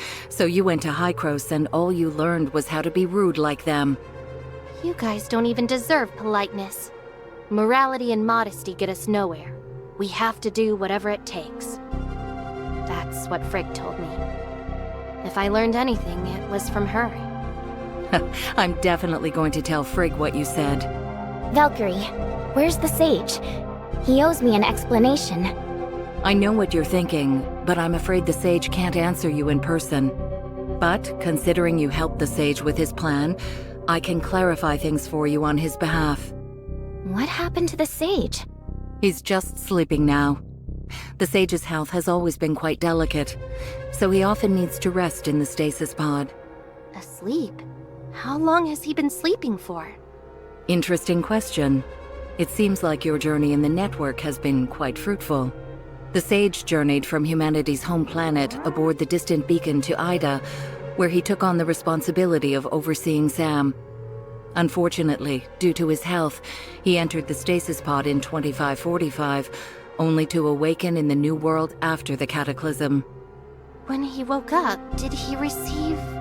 Yes, he received a message from Antoria, the commander of the Temporal Anomaly Response Force, who's also the first and only perfect authorizer and the executor of the Reshape the Future plan. Also, he got Gesthos' core code backup file. I knew it. Antoria and Gesthos chose B009, Samuel the Sage. So that's why he's after Hykros. He even transformed Void Piercer in Nemesis. He wants to be the perfect authorizer, doesn't he?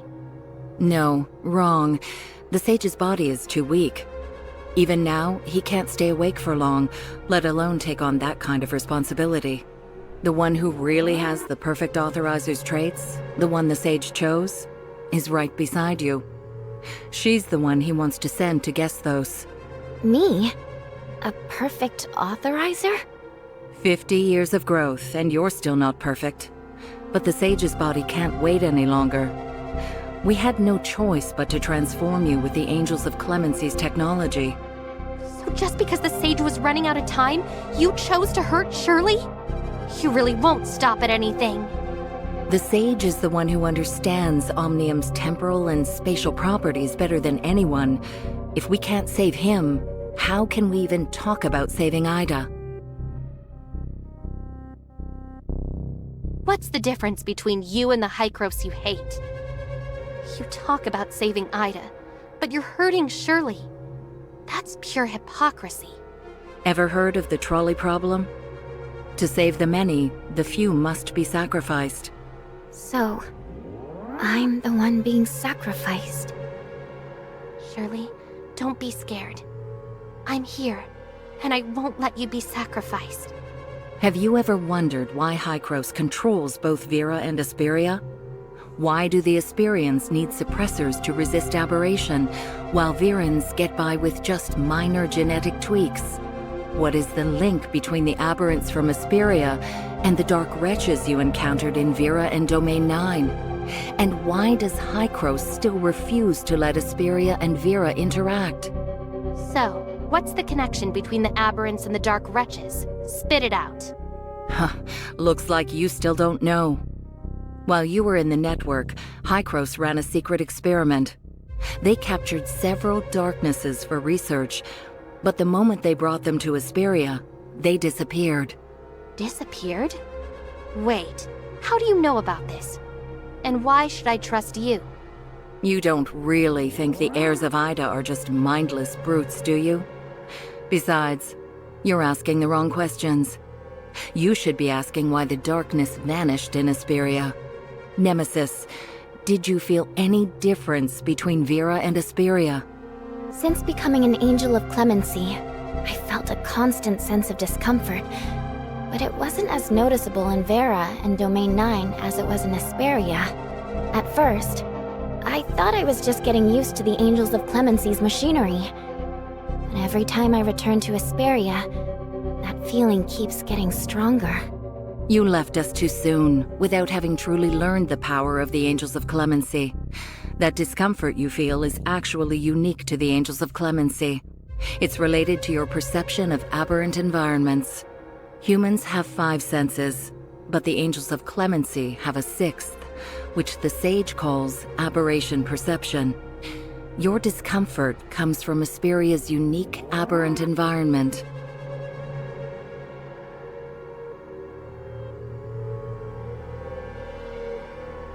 Aberration perception and aberration environments?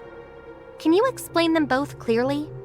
Sadly, even the Sage doesn't completely understand them. We didn't realize we had this kind of perception until Vera showed up. Before that, we just thought it was a side effect of the Angels of Clemency's modifications. According to the Sage's research, Omnium radiation isn't the root cause of the aberrance, but it definitely exists. He thinks it's more accurate to call it aberration radiation. The cataclysm sparked a lot of prejudice against Omnium, with people wrongly blaming it for the aberration. The truth is, aberration radiation is really just energy from the aberration core, and it has nothing to do with Omnium. The aberration phenomenon in Asperia comes from the temporal anomalies 50 years ago, which originate from the void entity in hyperspace. It seems the Sage doesn't know about hyperspace, and instead thinks there's another cause for the aberration. So if the radiation is the energy manifestation of the aberration source, then yeah, it's linked to the void entity in hyperspace. The more void entities that gather, the higher the radiation, right? What about the dark wretches? You compared them to aberrants, which is weird. It's obvious dark wretches are a result of the darkness. Let me explain, Vera. The aberration environment there is totally different from Asperia. There were some aberrants, but they were really rare. The Sage thinks that after the cataclysm, the source of aberration probably doesn't affect the sector where Vera is, making it a lot safer than Asperia. Both Vera and Asperia went through the cataclysm. So why the huge difference? According to the Sage, if the space-time turbulence from the cataclysm is like a tsunami, then Ida is like an arc shattered by the waves. The arc's shards drift through the ocean, some floating, some sinking in various seas. Some, like Asperia, have sunk to the seabed, while others, like Vera, have miraculously washed up on shore. Okay, so the Sage's theory kinda explains the difference between Vera and Asperia. But what about Domain 9? How does Ida's encounter with the Cataclysm fit in? The darkness and dark wretches are from Domain 9, not Vera. The Blackstone civilization you found in Domain 9 probably had a fate similar to Ida's. The energy from Domain 9 can power the Omnium reactor, and the darkness can survive in Vera too. The Sage says the Blackstone civilization is probably Ida's future. Ida is the past of the Blackstone civilization. We have to stop Ida from facing the same fate.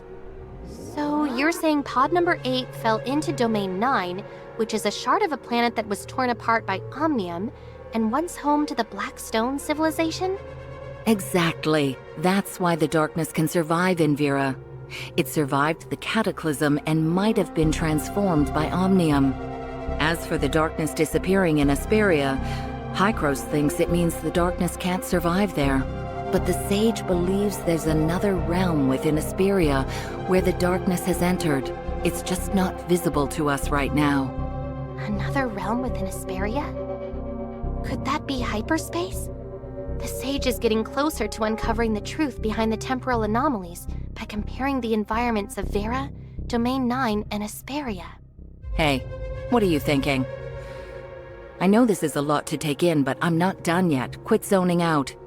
If the Sage's theory is correct, it means that there must be creatures in Asperia similar to the darkness, and these creatures are the source of the aberration.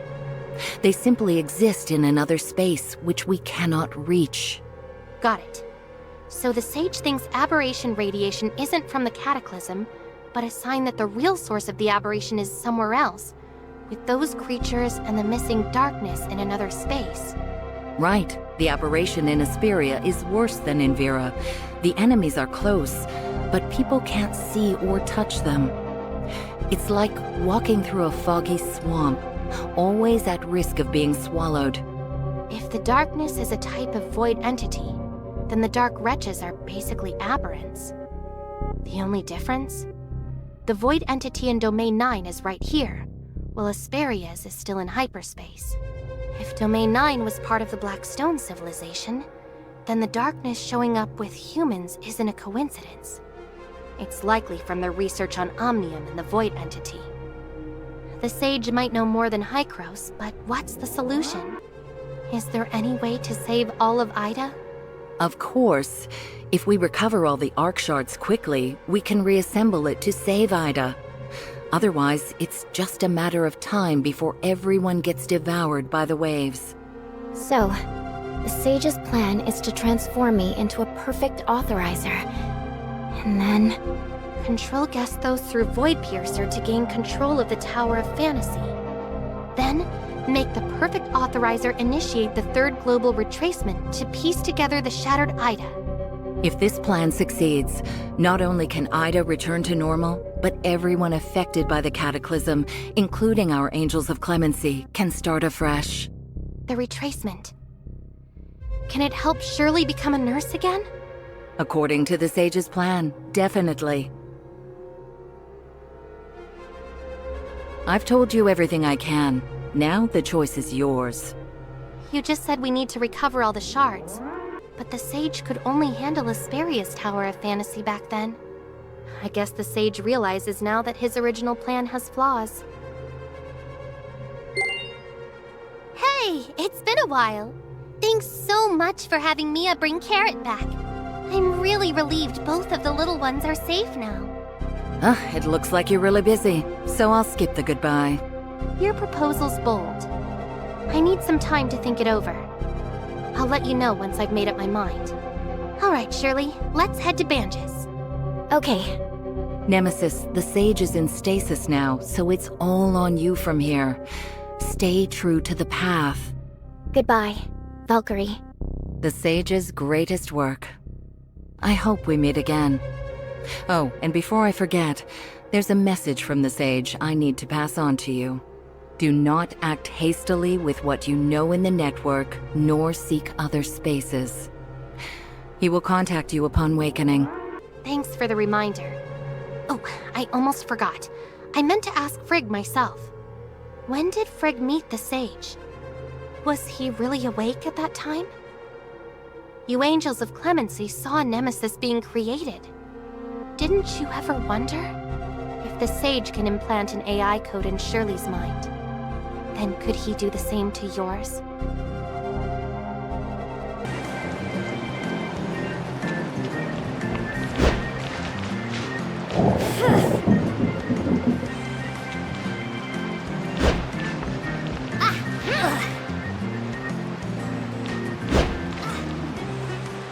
Hey, Hilda. Here's the T5 suppressor blueprint from Hykros. It's an upgrade for your current one. It's a lot safer and more reliable. That's awesome! Thanks so much! Yeah, don't run away! Harriet, the doctor said you need rest because of your amnesia. Yet here you are running around like nothing's wrong. My dear Mia! The best Mia! Please forgive me, please, please. No. Mia, are you okay? Is Mia angry?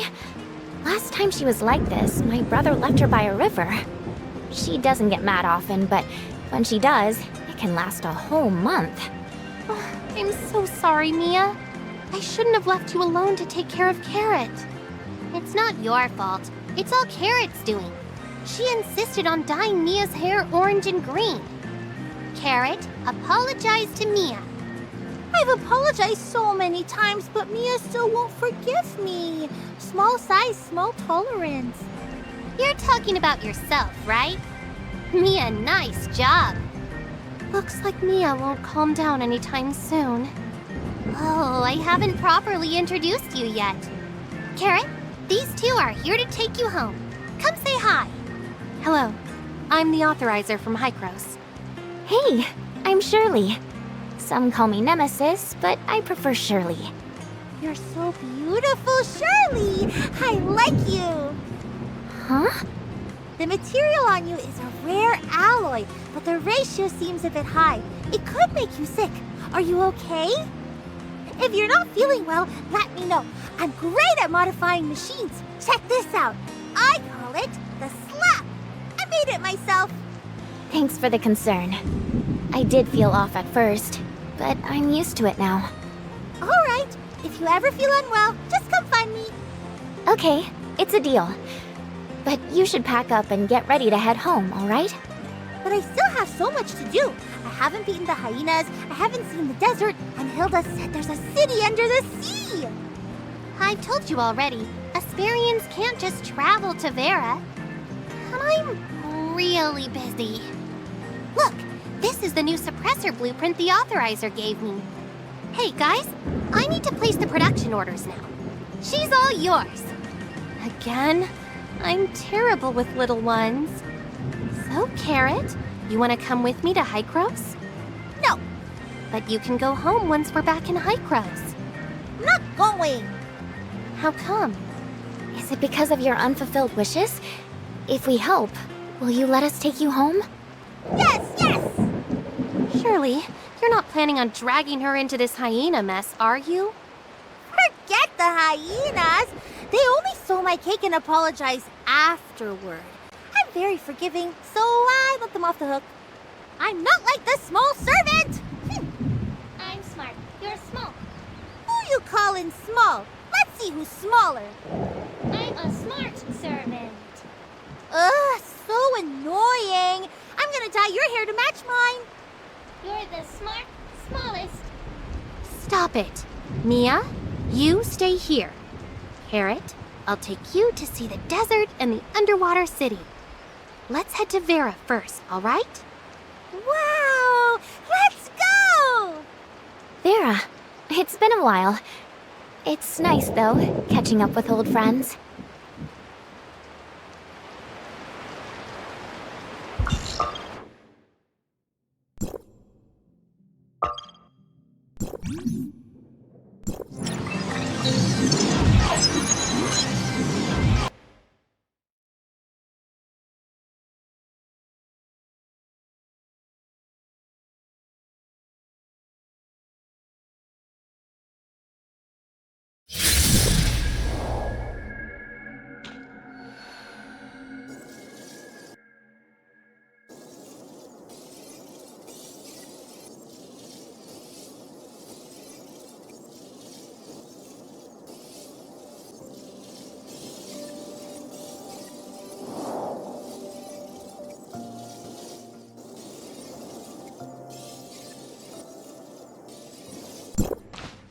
Whoa! It's huge and so yellow. It's kind of fancy. It's much bigger, more yellow, and prettier than the book described. Book? What book? My grandma's. It says Ida's got all kinds of crazy landscapes and plants. I've seen the ocean, mountains, and snowfields in Hesperia. And now, finally, the desert! You sure you lost your memory? You seem to remember plenty. I just forgot the part about falling from the spaceship. Fine. Carrot, see that up there? That's Meroria floating in the sky. Want to check it out? What's the big deal? Everything in Kailo floats. You seriously need to get out more. Wait, what? Are you for real? All right, Carrot. We've got some friends over there. Wanna tag along? I bet you'll love it. Sure, let's go! Do young girls always change their minds that fast? Whatever. Shirley! I'm here. No rush. I gotta tell you a secret. I didn't actually lose my memory. I lied because I was scared they wouldn't take me in. Hilda's been so nice, and now I'm too embarrassed to admit it. I see. So that's why you ignored the doctor and snuck out to play? Yeah, but can you keep this between us? I'm only telling you. No promises. But I won't tell Hilda. Shirley, Carrot, keep up. I'm here! I'm here!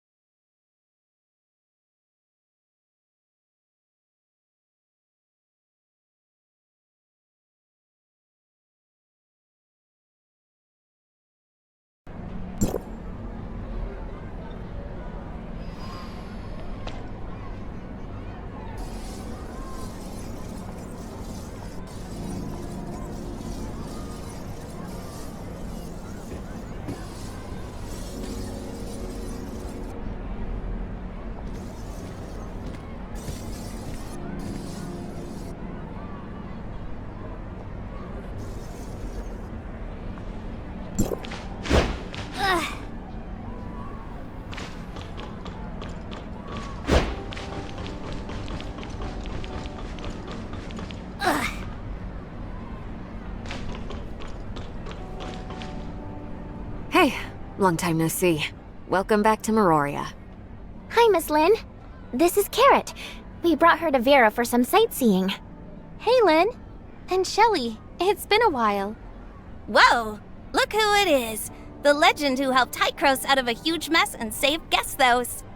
Rumors always get a little exaggerated. Well, you definitely made a name for yourself.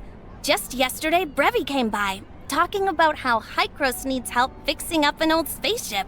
She had a lot to say about you. So, you're the big shot authorizer now. Does that mean you can go wherever you want in Hykros? How so? I barely ever get to visit Hykros HQ. I thought maybe you could give me a tour. Hykros HQ has its secrets. It's not a place people can casually wander around. So, I need your help. Sorry, can't do it. Hykros owes me for this, and I'm not about to waste the opportunity. Well. Hykros really knows how to shape people. You've only been gone a few months, and you're already as serious as they are. Come on, don't start. You can't really teach someone until they've been through it themselves. So, it's been rough, huh? Sorry to interrupt, but how long are you guys gonna chat for? Oh, my bad. Shelly threw me off there. I forgot to greet our new guest. Hey there. I'm Lynn. Nice to meet you, Miss Lynn. I'm Carrot. Maroria's got tons of cool places to check out. Tell me what you're into, and I'll recommend some great spots. I don't like it here. It's so dark, just like Kailo. I want to go outside. It's bright, there's the desert, and there are loads of animals I've never seen before. Hykros recently made contact with a place called Kailo. It used to be part of Ida before the Cataclysm. They moved to space to escape the disaster. Carrot's spaceship crashed, and she ended up in Asperia in an escape pod. The Kailo asked Plotty to find her, and we happened to run into her on our way back. Oh no. We never told Plotty we found her, did we? I'll handle it.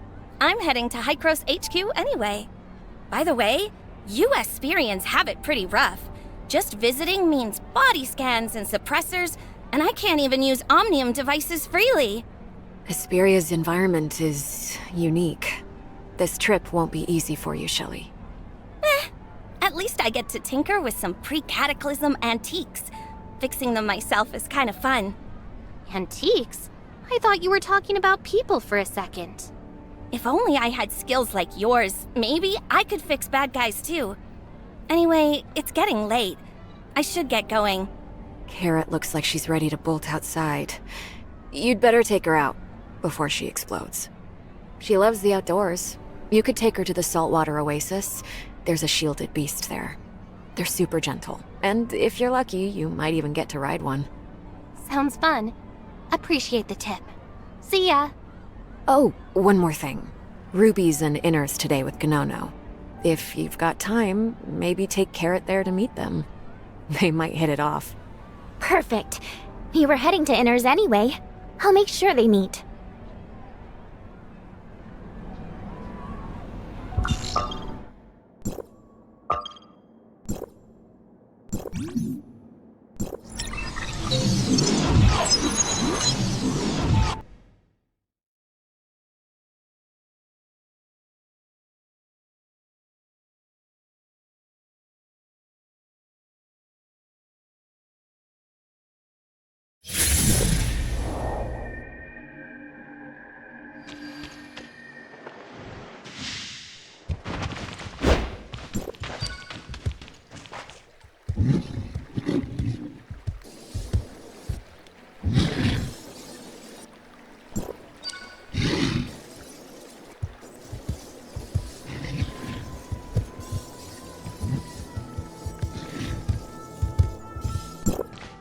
Whoa! Is this a shielded beast? It looks so sturdy! Wanna take a closer look? Yes! It's adorable! What does it eat? Grass? I think.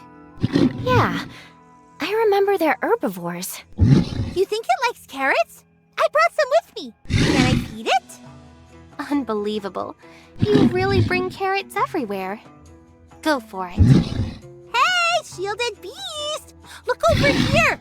These are fresh, crunchy, and super sweet. You're gonna love them. So why do you always carry carrots around? Don't tell me you're made of them. Carrots are super valuable and precious in Kailo. They're packed with vitamins and even boost your night vision. Out in space, good night vision is a lifesaver, especially when you're digging through junk piles for space parts. Whoever named you Carrot must have thought you were the most precious thing in all of Kailo, huh? Of course! I'm Grandma's one and only granddaughter, her most treasured treasure. Wait, that's a genuine name? It's not my real name, but I like going by Carrot. So, what's your full name? Nope, not telling. Only my crewmates get to know that. You really are the cutest, most precious carrot. But Grandma says people who like to talk like that are just bootlickers. Well, your grandmother's always right. Look, the shielded beast is crouching. Is it inviting Carrot to ride it? Oh, it must have really loved my carrot. I want to ride it. Can I? Wow! So high up! Oh, I'm so high up! Hurry, take a photo of me. Pick a pose and don't move. All right, say cheese, carrot. 3, 2, 1. Carrot!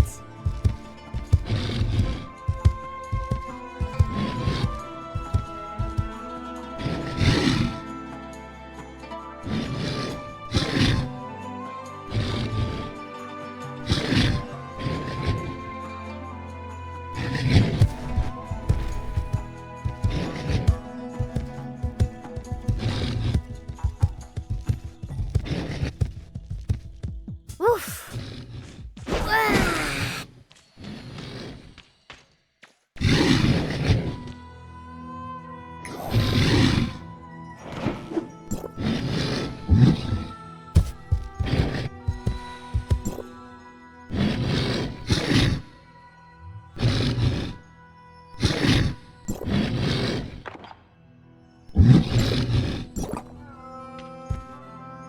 Nice photo.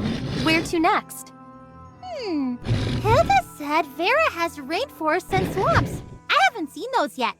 Then let's go check them out together.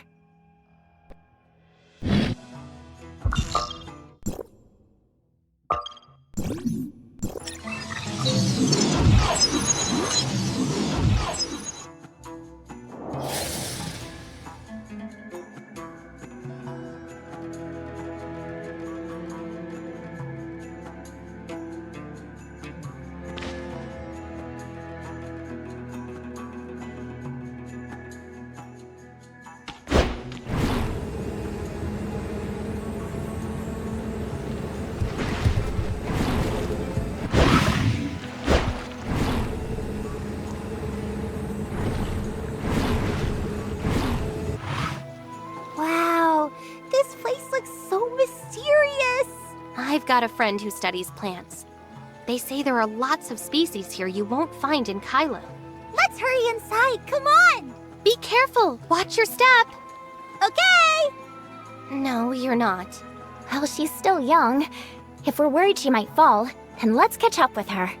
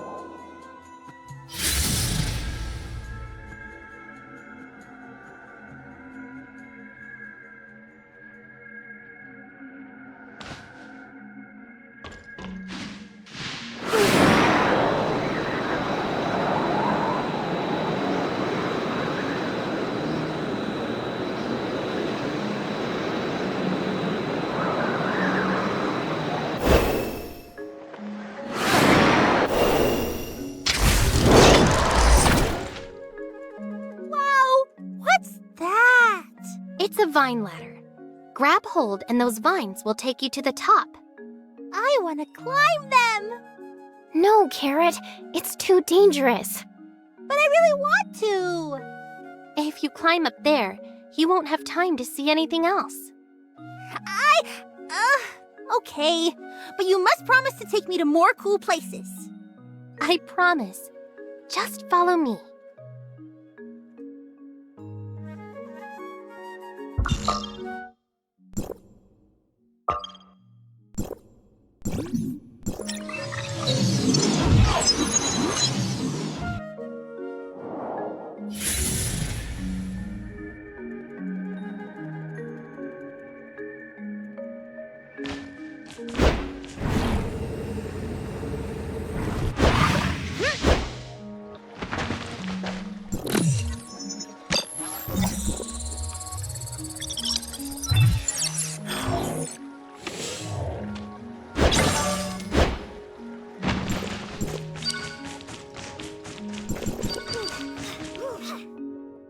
It's the giant red tree.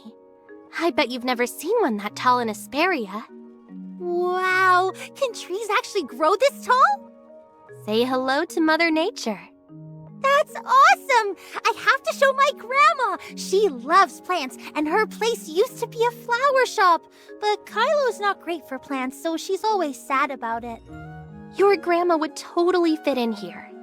Vera's got lots of folk who study natural ecology. She'd have lots to talk about.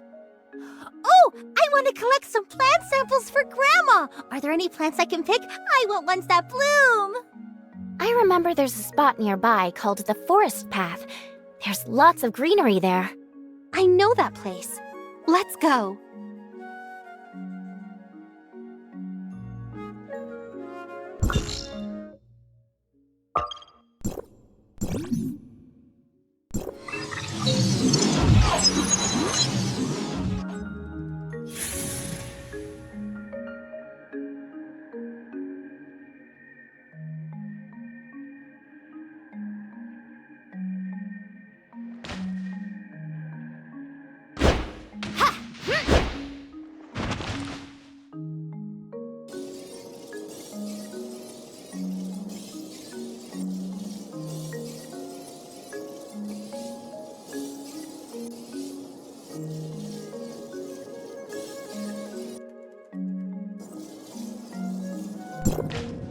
So many things I've never seen before, but my pockets can't carry all of them. So sad. Don't worry. If you want, you can ask the authorizer to have someone gather some flower samples for you. Yeah, that's easy for him. He's got plenty of ways to keep those plants safe and get them to your grandma in one piece. What's the magic word? Please! You're the best! You're the kindest, cutest, most wonderful person in the world! Your kindness moves me, my grandma, every kind heart, and the entire world! Well, looks like you're a bootlicker too now. I'll send the message to my friend. Huh? What's that sound? It's so loud! Is that a waterfall? Watch out, Carrot! Slow down! Careful, it's slippery! Looks like a rainstorm. The weather's crazy here, but it'll pass. Let's just wait it out. This rain's insane! So much water! If Kailo had rain like this, we wouldn't be dealing with water shortages.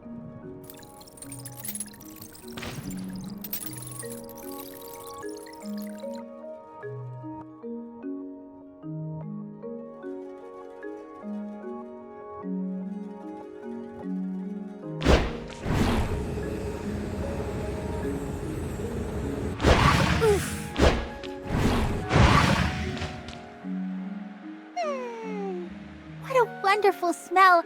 So fragrant and cool. This place is amazing. I've got something even better for you. Look over there, a rainbow. I bet you haven't seen one of those in Kailo. I saw a few in Asperia, but never one this big. After the rain, the world feels renewed.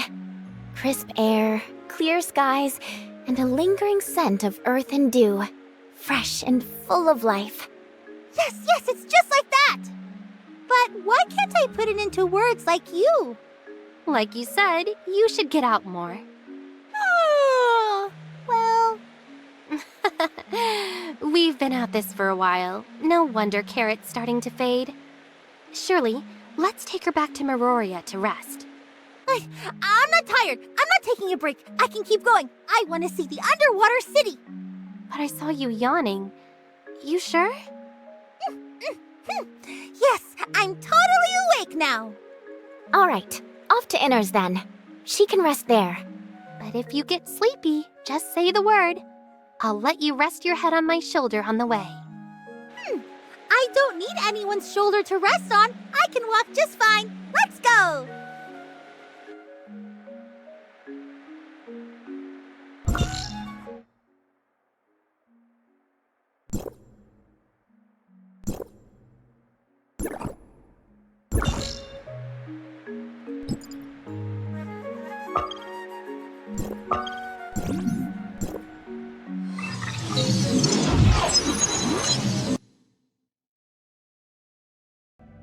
Long time no see.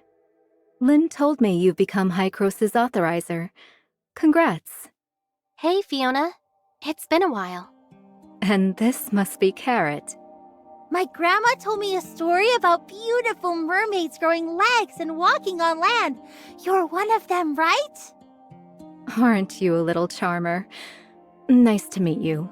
I'm Fiona, Archon of Inners. Hi, I'm Carrot.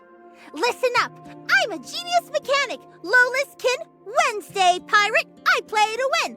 Crash survivor, still standing tall, Kailo's first in Ida's call, 2664, I break the wall! Wednesday? That's gotta be a coincidence. I'm pretty sure she doesn't have amnesia. That's amazing. We've got an explorer captain here too. Maybe you two can swap stories. She's over there, and next to her is her crewmate, Ruby. Ruby? Does she like carrots? Her outfit's so cute! And she's got a droid too! But explorers can't beat pirates. I'm totally recruiting her into my Wednesday Pirates. Hey, Ruby! I'm Carrot, future captain of the Wednesday Pirates. You're super talented. You should join my crew. Hi, Carrot.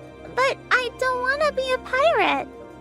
Why not? Pirates are cool. Let's pretend we're wanderers and casually plunder a ship. Hey! Trying to steal my crewmate?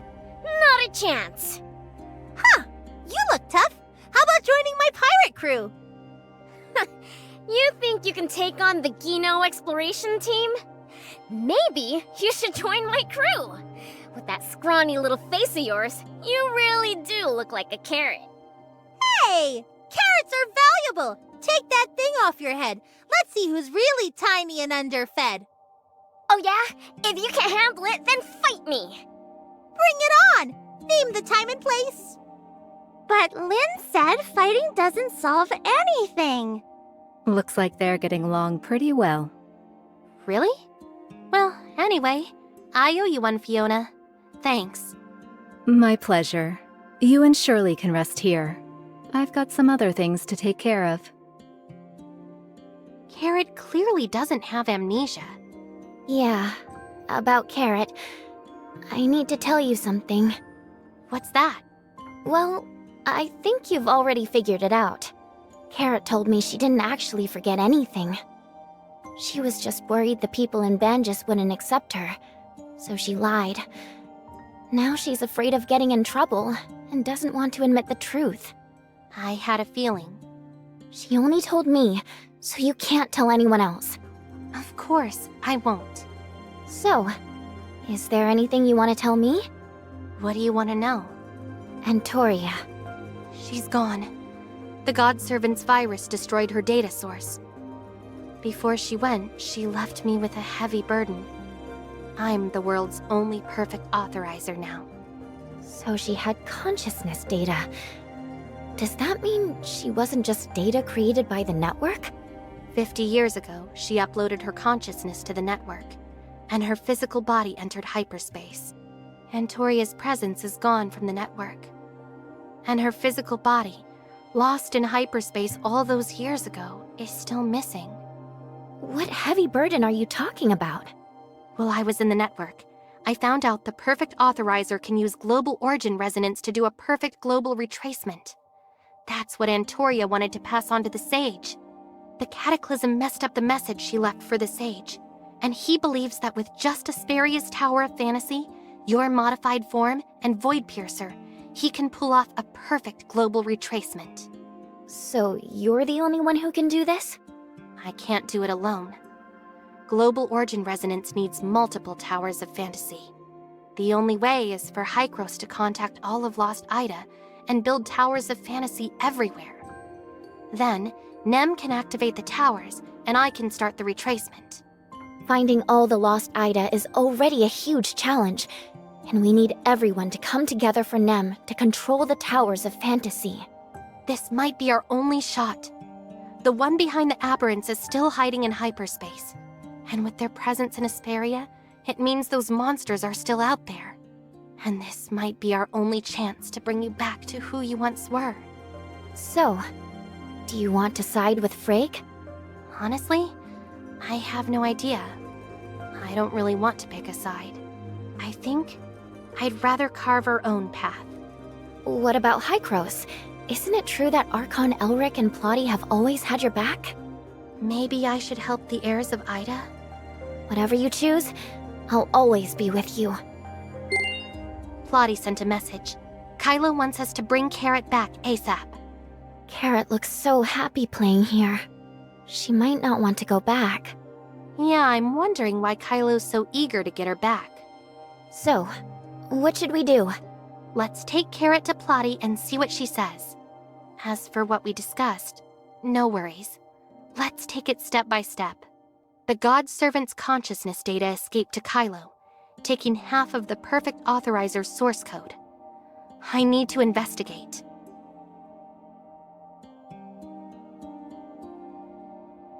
It's getting late. I still need to take Carrot to handle a few things. Let's call it a day for now. Goodbye, Carrot! Hope you'll visit me in Miroria next time. See you, Ruby! Next time, I'll pick you up in my pirate spaceship and show you some space creatures. This time, the Gino exploration team tied with the Wednesday Pirates. But next time, I'm definitely gonna win.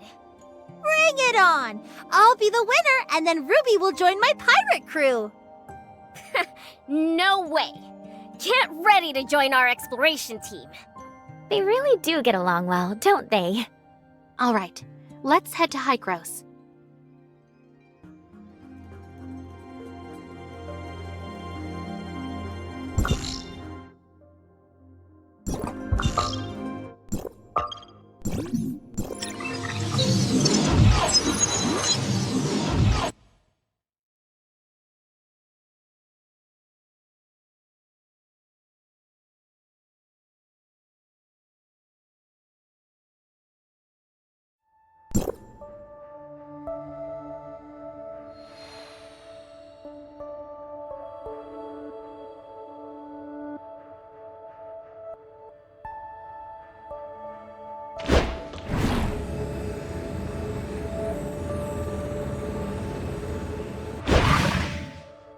Thanks for helping us find Carrot. Shelley and Brevi are repairing the spaceship. I told them to hurry, but that spaceship's so old, it's gonna take a bit more time. Is it that urgent? Carrot hit her head during the fall and lost her memory. We should wait until she recovers before continuing. We don't know when she'll get her memory back. You know that better than anyone. The Kailo are putting pressure on us, and they probably won't accept that excuse. So, is Carrot's family looking for her? Family? The Kailo didn't mention anything. They just kept pushing. They're clearly worried about Carrot, but they don't want us getting involved with her. I don't get it. What do you mean? I passed on what Shelley said to the Kailo's diplomatic head, Rafa. He was furious when he heard you were out sightseeing with Carrot. From my past dealings with Rafa, I can tell you the Kailo have got a very strange vibe. After the Cataclysm, they really hate Hykros and Omnium. Which, sure, I get. But when Hykros first tried to contact them, they were ready to destroy the Space Rift and cut all ties with Asperia. That doesn't make sense. After drifting in space, they've got to want a home. Yeah, but Carrot's the exception. The Kailo are desperate to get her back, but they won't send anyone to bring her home. So, we have to do it. Can I handle this? You want to go to the Kailo? I've got a lead on the person who used your voice to frame me in the network. Is this person tied to the Kailo? Yeah, but I'm not sure how yet. I'm planning to investigate it myself. Got it. I'll think this through and get back to you. Shelley heard Carrot's here. She'll need to come by to measure her for a spacesuit and a safety seat. Got it. I'll bring her over now.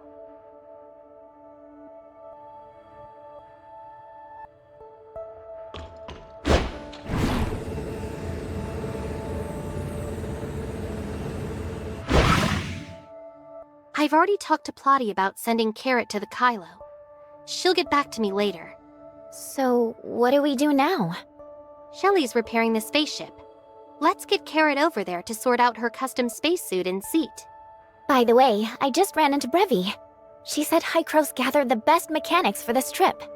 Lie! The best mechanic is right here, but you haven't asked me to fix the spaceship. All right, let's go check the spaceship then.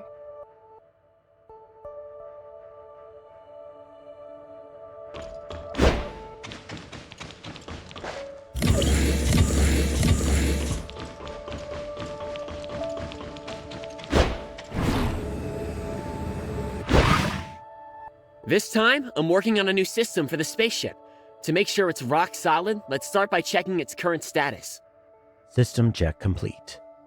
Estimated time, 30 minutes. 30 minutes, huh? How about a quick round of Royale of Cosmics while we wait? Ready to begin. Royale of Cosmics? Sounds fun. Count me in. Actually, no. Huh? This spaceship, Celestial Cipher 4693, is a rare antique from Hykros. I had a quick look before you guys got here. The energy storage is pretty limited, and both the photovoltaic array and the old engine are too inefficient for long-distance travel. So, I'm planning on designing a new engine. And guess what? Inspiration just hit. I'm gonna start a prototype for testing. Hold on a sec! Before coming here, I reviewed the spaceship's blueprint with Shelly. The structural design is outdated and the material strength has seriously deteriorated. Even with repairs, long-distance travel would be a real challenge. Plus, the spaceship has to navigate a long jump channel, and I'm worried the current hull might break apart during the jump. That's why our top priority should be reinforcing the spaceship's structure using new materials. We can improve the safety and stability by adding more energy storage and extra photovoltaic arrays. Then, the engine's inefficiencies will be less of an issue. What do you think, Shelly? Yeah, I agree. But then again, if we overhaul the structure, disassembling, reworking, and reassembling everything, will we even have enough time? If we could design an efficient, stable engine, then even with the current structure, suitable repairs might let us fly just fine. I don't think so. A new engine might solve a lot, but its design is way more complex than just tweaking the structure. Structural modifications will take time, sure, but if we all pitch in and put in some overtime, we can hit our schedule. If the engine design encounters any issues, it could take a year or two. Brevi, what's your take? Aren't you worried that designing a new engine might be too high risk? Bleep bleep. It's been a while since I heard such a heated debate. Even though I rallied everyone here, my role is mainly with the Omnium project. When it comes to mechanical design, I trust Cobalt B's genius. Her intuition has always been spot on. But intuition is fleeting. Solid mechanical engineering is what counts. Shelly, care to weigh in? Nicely said, Ling Chao. Shelly? Okay, let me be clear. Cobalt B, you've built quite a reputation for brilliant, out-of-the-box ideas. But for me and Ling Chao, we rely on tried-and-true methods, working step-by-step at our desks. Your sudden bursts of inspiration are hard for us to trust. Can you explain your engine design a bit more? Sure. Here's what I'm thinking. Design an engine with higher transmission efficiency, lower energy loss, and more stable operations by leveraging the unique properties of Omnium. It's kind of like a water circulation system. A water circulation system? That metaphor sounds a bit unreliable. Seriously, take a look at the structural modification plan Ling Chao and I burned the midnight oil on last night. Hykros is counting on us to meet deadlines. To finish the mission on time, we should stick with this plan. It might look a little bit clunky, but it's reliable, right? Absolutely! But if we nail the new engine design, everything can run so much better. I just need a little more time to refine it. Bleep bleep. Looks like Cobalt B might be onto something really groundbreaking. Time isn't on our side here. If we don't finish the spaceship's modifications on schedule, my vacation plans for this year will be toast. Yeah! Wait, vacation plans? Seriously? Hykros made it clear, if the project's late, they won't pay us a dime extra. Master Artist, wouldn't your genius ideas be better suited for clients with deeper pockets? Inspiration is a powerful thing. This is the first time I've tried something like this, and when inspiration strikes, I have to run with it. It's more important than money. This is why I don't like dealing with geniuses. I promise, I'll bail on Hykros as soon as the contract... Great engine designs need time for True inspiration? First, check out my... Whoa, she's adorable! She's the girl who the Kailo lost, and a passenger of the spaceship. Honestly, you might not be cut out for this.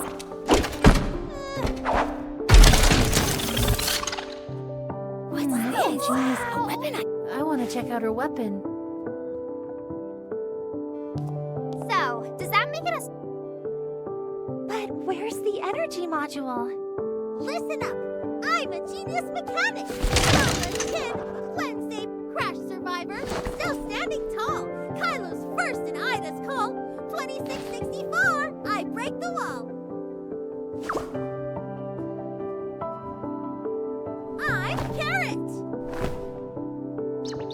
That was one heck of a long intro. That's the kind of epic entrance only comic heroes get. Not bad freestyling. You got it all wrong. The real key in spaceship tech is... emergency escape pods. That makes sense. She survived because of an escape pod. As a passenger, she's got a good point. Whoa, you sure know your stuff about Kailo's family. Hey, can you come down? All right, You're giving me let's a bail headache. and let them sort this mess out. No.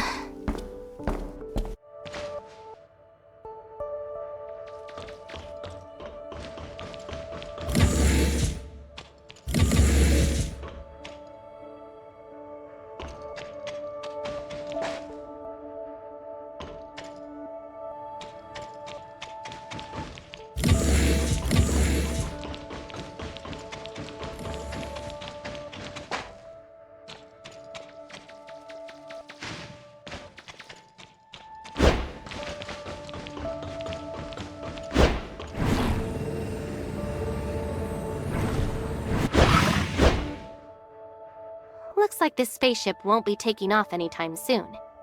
Let's rest up while we can. Are we just gonna leave Carrot here? Don't worry, let them sort things out first. I'll pick her up later. But I'm still worried about her. Why? What kind of life does Carrot even have with a Kailo? I don't get why she lies. Pretending to have amnesia, claiming she's a member of the Wednesday Pirates. Why won't she go back even though her grandmother's there? She keeps calling herself the best mechanic as well. And why are the Kailo so eager to take her back? So many questions. Who is she really under that cute facade? I get it, Shirley. How about you escort Carrot back to the Kailo with me? Wait, so when you talked to Plotty just now, you weren't planning on including me? Of course not.